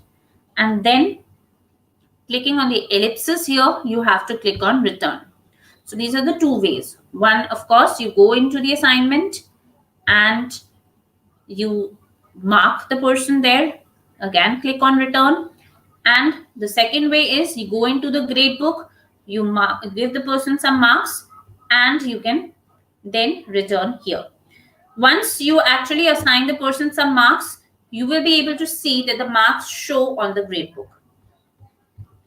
So this is how this works. Assignment 1 was not evaluated, so you can see that no marks are being displayed. Okay, so this is the simple way that assignments are actually evaluated through Google Classroom. Now, I'm going to go towards the next final thing that I would like to share with you, which is about creating of quizzes. Now, quiz actually is majorly done through a Google form, which also has been integrated with Google Classroom. It's very simple again. What you have to do is, this is the second evaluation criteria that we come up. So quiz, for quizzes, again, you click on classwork. After that, you click on create. This time, instead of assignment, you click on quiz assignment. Okay. I'm going to show you and create one simple quiz. Now, quizzes can be automatically graded, but they also can be manually graded. Manually graded in the sense that the marks are not released and the teacher is able to see each and every question and assign marks accordingly. So I clicked on create and now I'm going to click on quiz assignment. Okay, so this is what opens up. So I'm going to give it a title. So let's say quiz 1. Again, you can give it some instructions that you want. So let's say this quiz is for 20 minutes or 10 minutes or whatever you want to say. And then you can assign it a set of marks. So let's say the total marks is 10. And then you can give any particular instructions that you would like to give. Now, once you do this, what you have to do is you click on blank quiz. Many of you must have already made quizzes using Google Form. I'm going to do the same. And I'm going to try to cover some set of questions that we would like to generally post or give to our students. So you can give it a name here.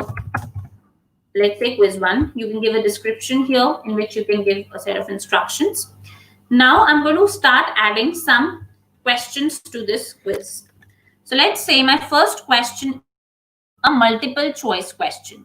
So you see here, you can see that there are a range of types of questions that you can ask. I'm going to try to cover the starting few. The rest can definitely be explored.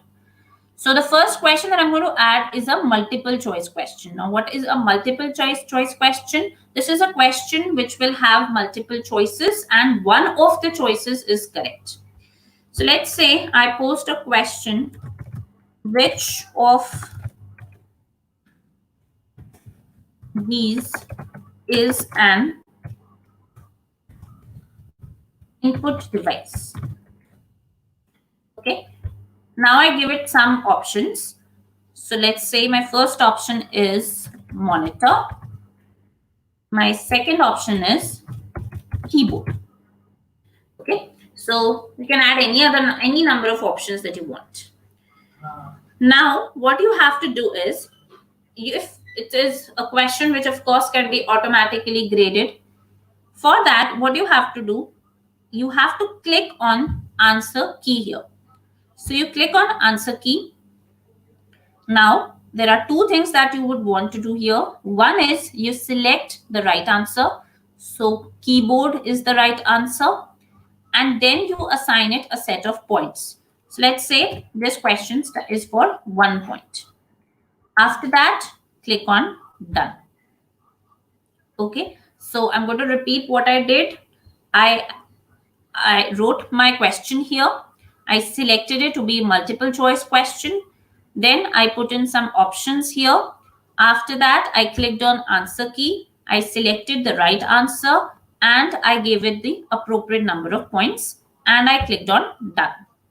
Now, if you want this to be a mandatory question, what you have to do is you have to click on this particular tab, which is required.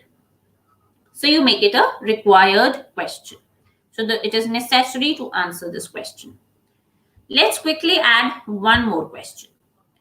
Now this time, let's say you want to give an image or a video and you want the students to answer on the basis of that. So let's say my question is, who is this famous Indian personality? Okay. Now, let's say I want to display an image of a person and I want the students to answer the name of the person. For that, what you just have to do is, you can see there is an icon over here. Right here.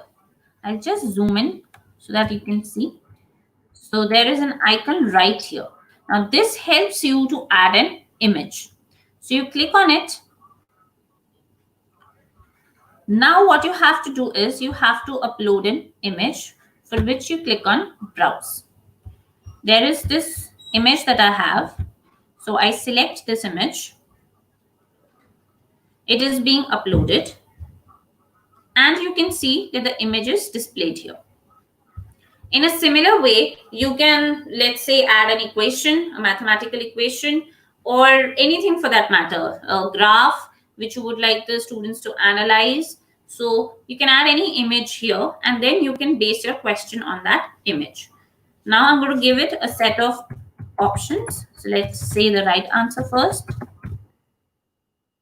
A favorite among us all, I think, Sachin Tendulkar. Then let's say I'm going to add some more options.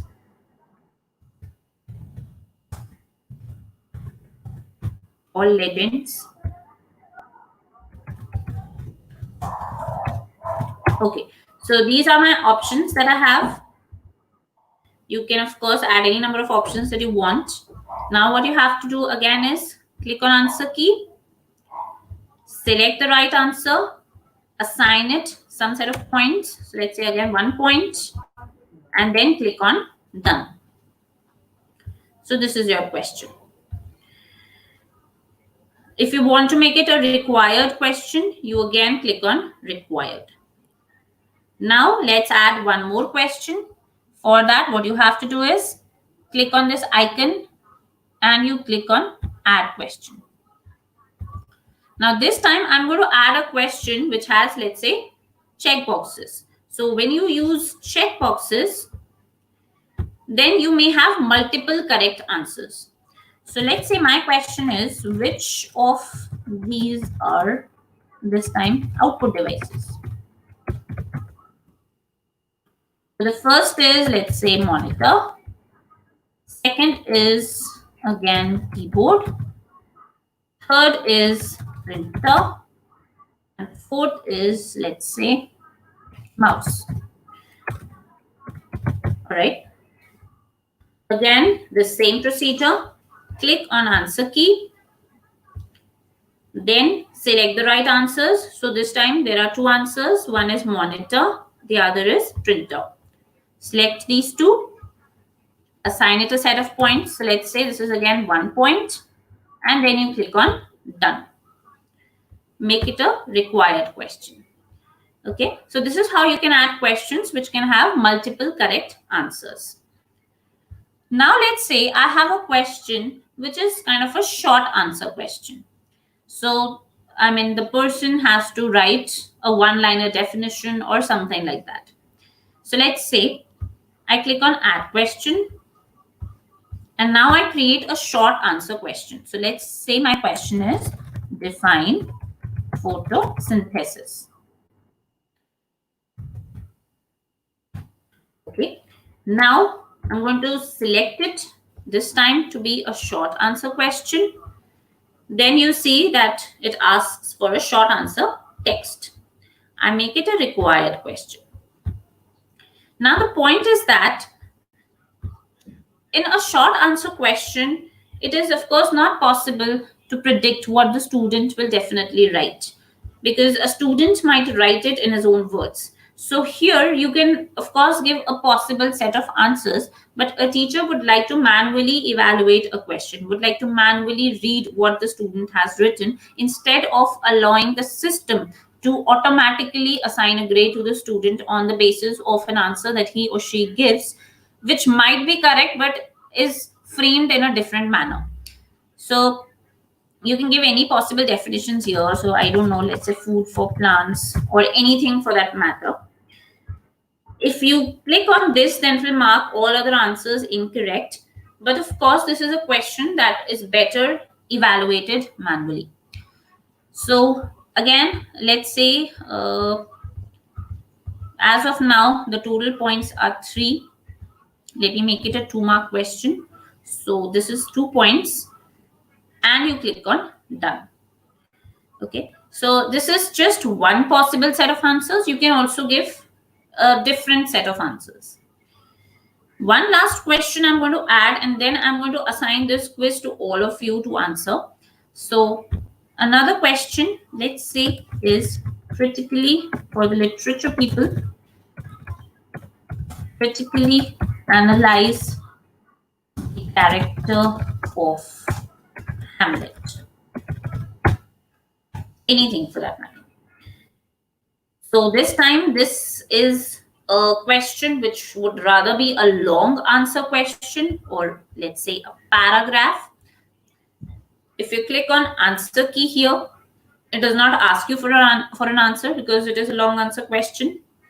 Now what you can do is you can assign it a set of points. As of now, my quiz is of 5 points. So I'm going to make it a 5-mark question and click on done. I also make it a required question. Okay. So this is the way that you can create a simple quiz for the students. Now, I'm going to show you the live version of this particular quiz. So for that, there is this preview option right here. This one, I'm going to click on this. And now you can see how the quiz looks like. You can also try submitting it to know if it's working properly. So this is how the quiz looks like. Now, I'm going to talk about some very important settings that we have to make before we can post this quiz.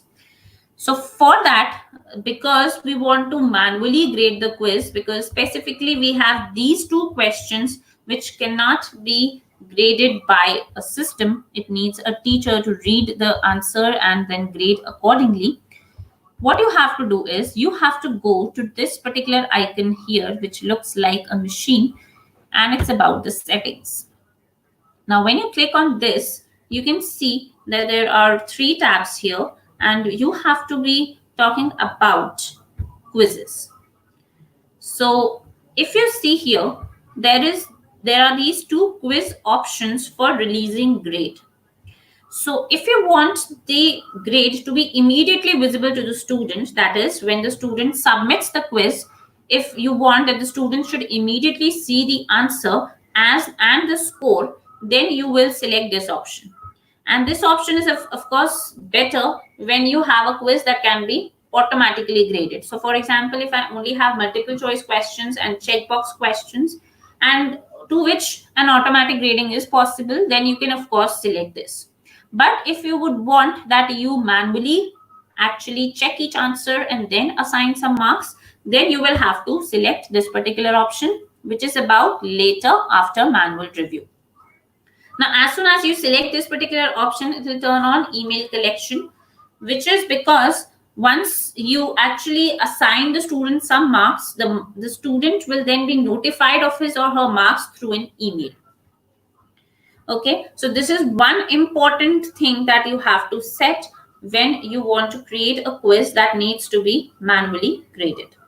So once you do this, you click on save, and you can see that an option has come here, which is the email address. You of course can also take other important things, which are name. So let me add that. So of course we would like to take a name. This is a short answer question and this will have no points. Okay, let's make it also a required question. Right, so this quiz is of 10 points, and now what I have to do is I'm going to post this particular quiz. Now I get back to my classwork. My quiz is ready. You can change the name over here. So let's say this is the quiz. Okay, now what is going to happen is I'm going to go here and I'm going to again do my settings. So let's say this quiz is of 10 points.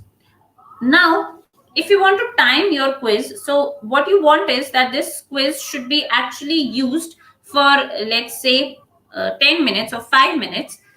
Now, what you need to do is you need to click on due date. Now, today is 31st. So I'm going to click on 31st, and you can set a time here. So at this time, it is 12:33. Let's say I want that the answers should only come till 12:50 p.m. After that, if you want to allow a student to submit the quiz, then he or she can definitely submit the quiz, but you will be able to see that the quiz has been submitted late. There is also another way through which you can then stop accepting quizzes, which we'll see in a while, right? So this is what happens. So I have made it due at 12:50.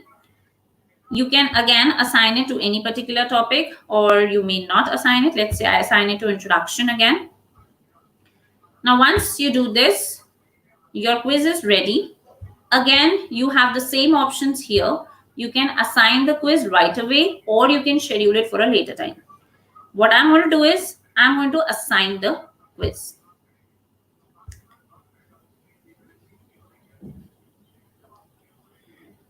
So this quiz will now be posted. You can see in my stream also it's going to show, and you all must also be able to see it.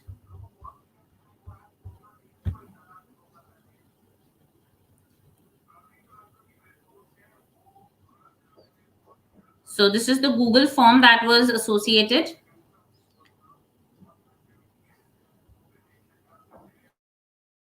Taking a little time in loading. Vishali ma'am, could you confirm the quiz has been posted? Did you receive it? I'm sharing screen, ma'am. Wait. Vaishali ma'am? Yes, ma'am. Hello. Yes, Yes, it ma'am. has. So now I would request some of you to actually fill in the quiz. Yes, ma'am. I'm doing.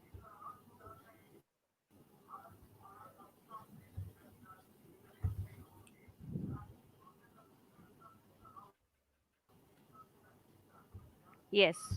And submit. And then I'll show how we can evaluate the quiz.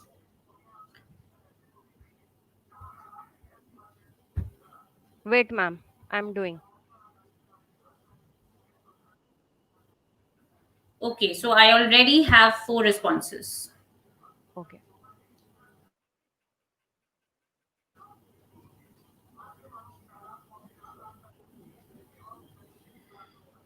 So if you want to find out what are the responses to the quiz, you have to just go to your quiz.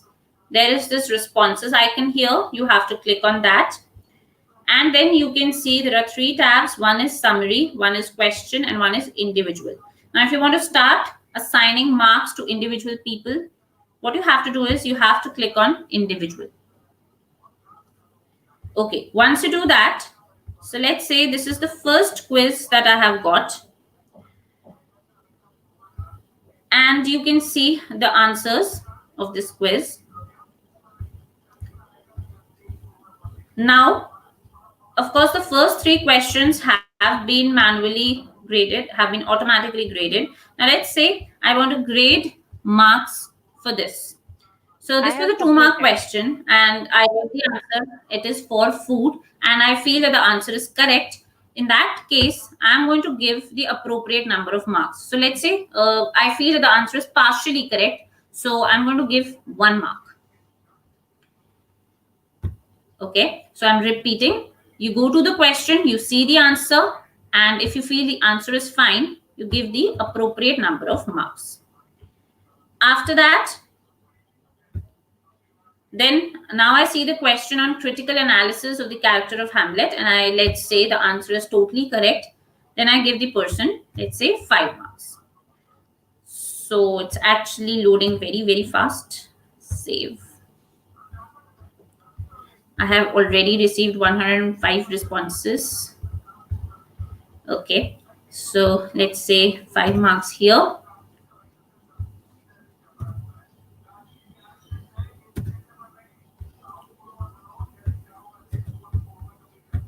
Okay, so you assign it the appropriate number of marks that you want. Okay, I'm actually getting responses very soon. Very, very frequent, fast responses. Okay. Once you do this, what you just have to do is, this person has got 8 points. Now what you have to do is actually release the score. So once you click on release score here, this person will be given a notification and the person will be able to see his or her marks. So this is the screen that opens up. You can also give an optional message. And what you have to do is click on send emails and release. So then this person will now receive an email. You could have also at the same time mark the answers for the others, and then you would have clicked on send emails and release. Once you do that, the questions are answered and the students can also start seeing their marks, and these marks will also start reflecting in your gradebook. At any time, you can also make changes to these marks and release the score again. Okay, so this is how this works. I'm going to do it one more time for somebody else. The system is actually a little slow. So, okay. So let's say this email ID I picked up randomly. So these are the marks which have been automatically graded. Okay, so let's say I give a 1 here and click on save. And let's say I give a 3 here.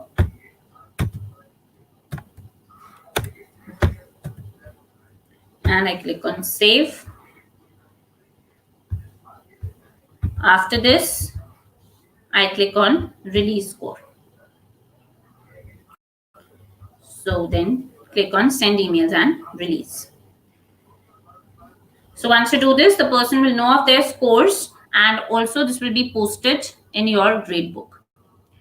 Now you can also store these answers in an Excel sheet using this particular option, create spreadsheet. This will be able to store the answers in a Excel.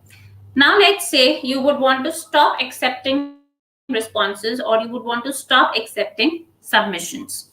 So you can see that the time though is 12:40, but let's say it's the time that now you would like to stop. Then what you just have to do is, there is this accepting responses thing. You just have to put it off. So now what happens is, if now somebody would try to submit the quiz, the person will not be able to submit.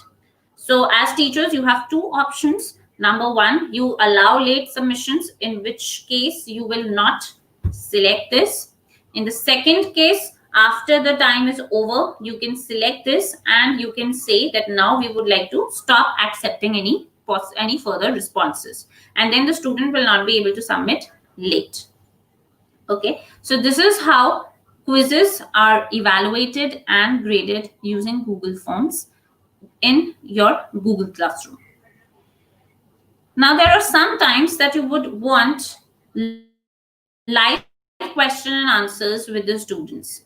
So it's like you would want that the student should be able to communicate at a particular point in time. So this is actually, with Google Classroom, there is not much of a live chat scenario, because it's more of an LMS, and it's definitely not very good at this fact. I mean, if you have pre-decided that I want to meet the students at 11 a.m., then you all can meet at that time. But it's more of an LMS in which the contents are stored.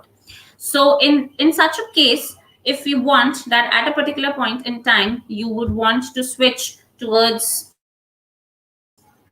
a live question and answer session, then we have another facility which is called as question. Okay, so I'm going to go back to the main screen.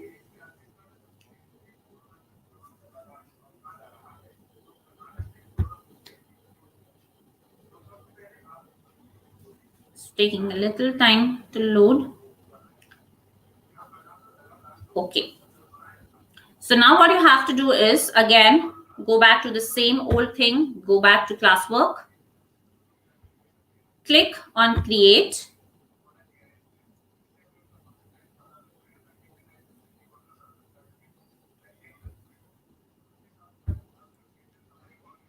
Now here, this time you will see an option which is called as question. So this can actually be kind of a live question and answer thing. So you can post a question here. So let's say my question is, what is the capital of India? And let's say I want to make it an MCQ. So I give two options. Let's say New Delhi and Mumbai. Okay, to do that, you can assign it a set of points. So let's say I give it 1 point. You can set a due date if you want. So I want the person to answer, let's say, within 5 minutes. So I will only accept the answers till 12:50 p.m. And you click on ask. When you click on ask, this question will be posted right away. So these are the two options that I've given, and I click on ask. So you can see that the question is posted right away. As students, you will be able to see the two questions, the two options, and you will be able to answer. So if I click on view question,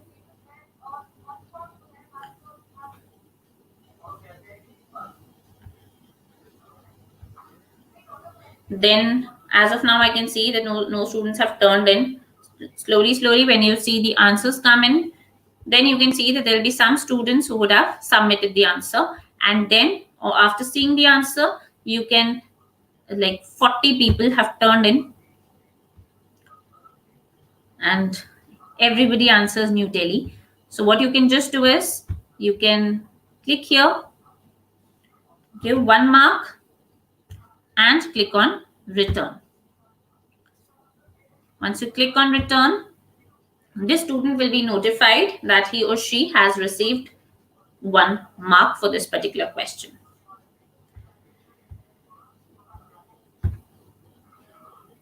If you go back here, and yes, it's true, we can ask the student to mark their attendance too. So this is one of the ways Google Classroom allows you to take attendance, one of the very basic ways, I would rather say, because as such there is no attendance framework. But yes, if you post a question like, are you present in the classroom? Yes and no, and the student, and you accept only a 5-minute window, and then you allow the student to answer yes, you will be able to know who are the students who were present at that particular point of time in your classroom. If you go to the grade section,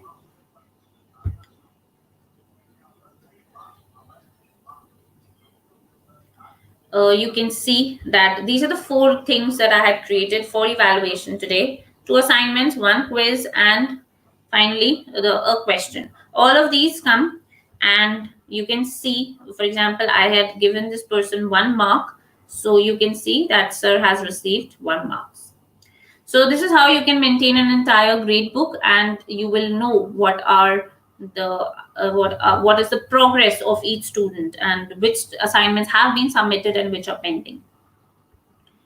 Now, one last thing also that I would like to cover, and because several people ask about it, yes, about rubrics also. Before that, if let's say you want to create a copy of your classroom. Now, for example, I taught ML in this semester, and next year also I'm going to teach ML. But I would not want to create a new classroom and then go to the entire process of uploading the material again, which I have already created. In such a case, what you just have to do is, if you click, I'll just click again. So if you click here and you go to classes, you will be able to see all the classes that are a part of the account that you are using, right? Now, if I want to create a copy of any particular class, what I just have to do is, so let's say I want to create a copy of this, or maybe this. What I just have to do is I have to click on this, and now what I'm going to do is I'm going to click on copy. Now, once I click on copy, you can assign it a particular name. So maybe, BSc Honors Computer Science. So let's say I was teaching batch 2019-20, and now I would like it to be for 21-22.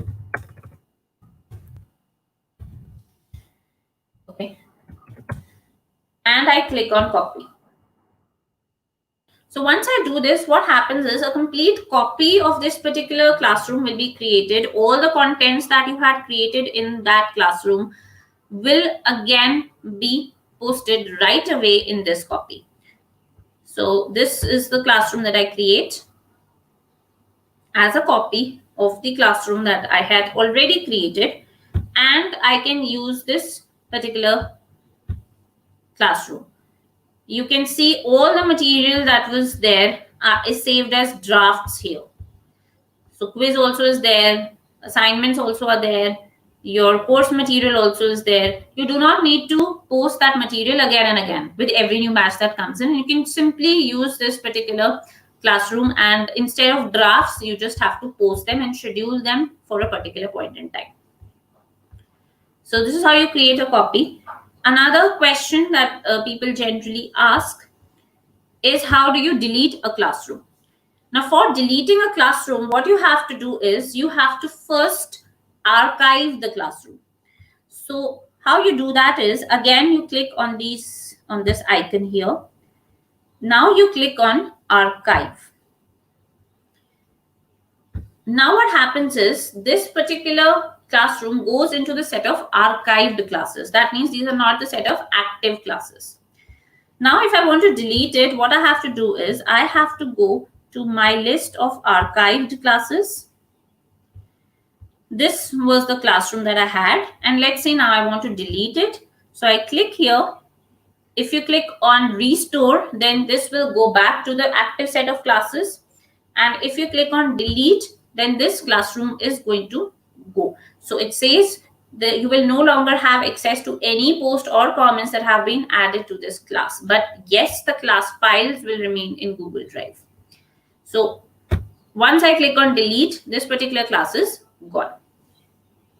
So if you want to delete a classroom, this is the way that you do it. Now, to answer one question that is very readily asked, which is about rubrics. So what is rubrics, first of all? Rubrics basically is a way through which you can explain students how you're going to mark them. So let's say if you are a person from literature and you receive a report or an essay, then there are some important aspects that you take into consideration while you give marks to the student. So that may correspond to the vocabulary, to the grammar, to the flow, to the content. So these are the important parameters that you use while you mark a student. And because students nowadays actually always try to reason out why we have been given this number of marks, it's better that we create a rubric so that things become transparent. I'm going to try to create a simple rubric here. So let's say I click on assignment, and this is A1. And what I'm trying to do is I'm going to add a rubric to it. So again, you can give it a set of instructions. So here, let's say refer rubric file. Now here is the rubric button, a plus rubric icon. Click on it. If you have already created a rubric and you want to reuse it, you can click on reuse rubric. If you want to import it from some sheets that you have saved it in, you can use it from there. Or if you want to create a fresh rubric, you click on create rubric. Now once you click on create rubric, what you have to do over here is specify two things. First is the criterion that you will be evaluating the student on. So let's say my first criterion is vocabulary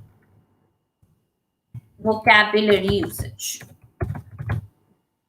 Okay, so this basically is about the vocabulary richness of the content. Now, of course, this criterion will vary with the subject that you take. If you are taking literature, then this is an important thing. But if you are, let's say, evaluating a computer code or a computer program, then it will have a different set of criteria, which will talk about the basic naming conventions and the coding practices that we cater to. So this will, of course, vary with the subject that you are dealing with. Now, what you have to do is, once you create a criterion, you assign some levels to it. So let's say my first level is that the vocabulary was excellent. So excellent. You can see the vocabulary quotient was very high. And I say that if I find such a thing, then I'll give the person 5 marks. So this is the best that the person can do. Now, I add another level to it. So let's say this time a moderate level. In that case, let's say I give the person 3 marks. Then again, you can give a description. So let's say moderate vocabulary.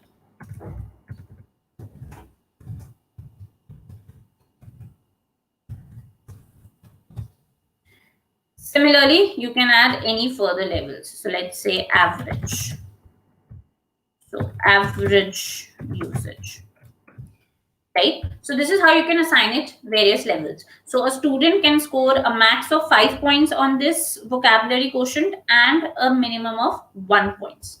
Now let's say I want to add another criterion to it. What I'll do is I'll click on add a criterion. So now I click on this and you can give another criterion. So let's say content flow. You can give a description, you can give some points for it. So let's say this carries 10 points. So let's say excellent structure of the content. So excellent structuring of the content. So excellent. Second, let's say 5 marks for moderately structured. So the paragraph linkages were moderately established, or anything for that matter. Okay, so this is how you can assign it some levels. After that, what you just have to do is, so at this scale, a person can score a maximum of 10 and a minimum of 5. That's it. So this is how you can create a rubric, which will of course be depending on the subject you take, and you click on save. So once you do this and you assign the assignment, the person will be able to see, the students will be able to see its rubric file, which has 2 criteria and it is about 15 points.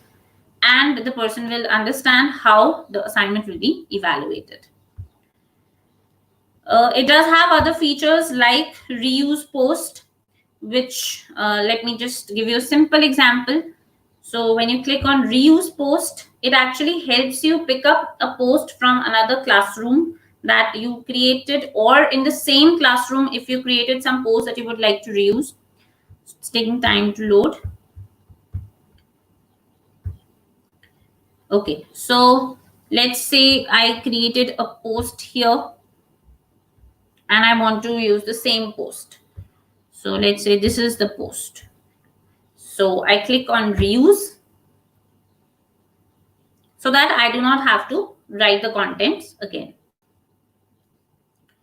Okay, so this was an assignment which was posted there. You can similarly work on this assignment, make additions, and then click on assign.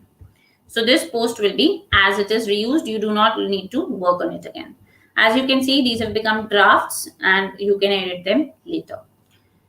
With this, I think I will stop, and I have tried to cover most of the options and the basic options that would be useful and would help you in creating your own classrooms. I'm sure there must be a number of doubts, but I think I will try to take some doubts up maybe now and some maybe later. But as soon as you try to start using Google Classroom, you will definitely get adept to it.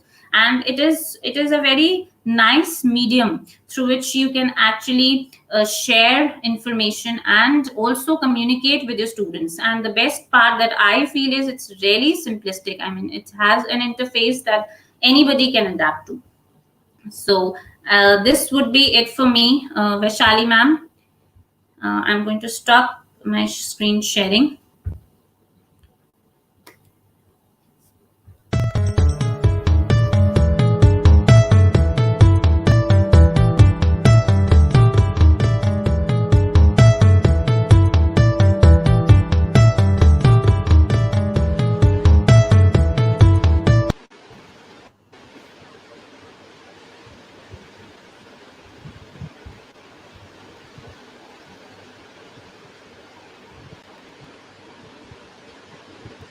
Thank you, Bhavya Madam, for such a excellent and informative session on how to use a Google Classroom.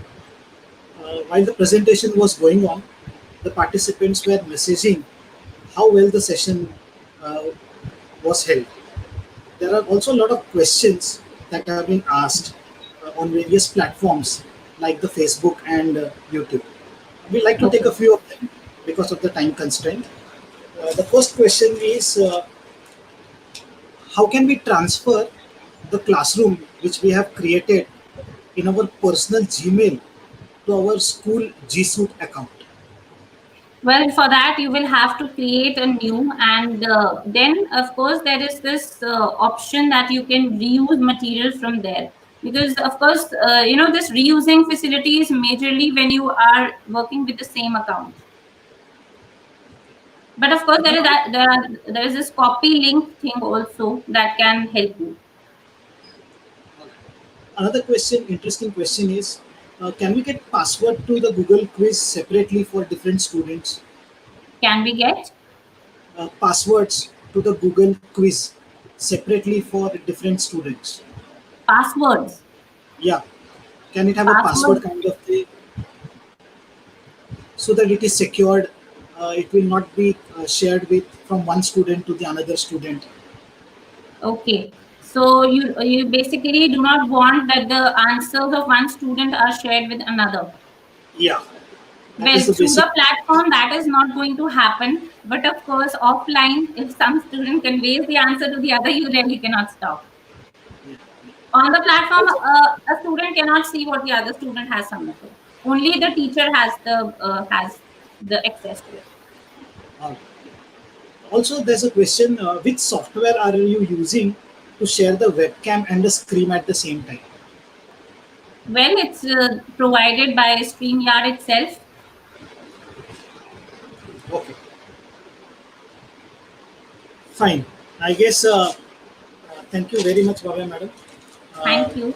for answering the question so convincingly. The current pandemic situation can be expressed from the viewpoint of the teachers with this Sanskrit shloka. Chintaniyahi vipadam adaveva pratikriya nakupa khananam yuktam pradipte vahanina bruhe. This means one must always be prepared for the worst situation. It is too late to show concern and take remedial steps after facing a calamity. Just like it is futile to dig a well when the house is already on fire. We at Satish Pradhan Nyan Sadhana College take this FDP as an opportunity to train teachers how to effectively use e-learning tools before they feel it's too late to learn them. Teachers just cannot sit and worry that they can't use e-tools. Age is just a number to learn these e-tools. E-learning is the future of the education, that is for sure. It is indeed an honor to have this opportunity to propose a vote of thanks for this session. The happiness of an organization knows no bounds when an event is graced by such an excellent speaker and a record-breaking audience to witness it. On behalf of Satish Pradhan Nyan Sadhana College, I, Dr. Sachin Puranik, extend my heartfelt gratitude to the speaker of the day, Miss Bhavya Ahuja Madam. I must say, Madam, the presentation was very informative, and looking at messages in the chat box, the audience have thoroughly enjoyed it. The concept of Google Classroom was explained beautifully by you, and I'm sure the hands-on training given by you will help teachers in miles to adapt to the e-learning tools. I'm sure teachers will use various functions like uploading videos, having their own calendar, and comment on the assignments privately, having quizzes, etc. We really appreciate the time taken by you to deliver a session in this now historic FDP of Satish Pradhan Nyan Sadhana College. I would also like to thank the audience for participating enthusiastically in this session. Your presence in this FDP shows how serious the teaching fraternity is in making lives of students more stress-free and comfortable. Dear participants, the feedback link will be posted on all the WhatsApp as well as the Telegram group. Stay home, stay safe, and see you tomorrow at 11 a.m. sharp with even more enthusiasm and zeal. Take care. Thank you all.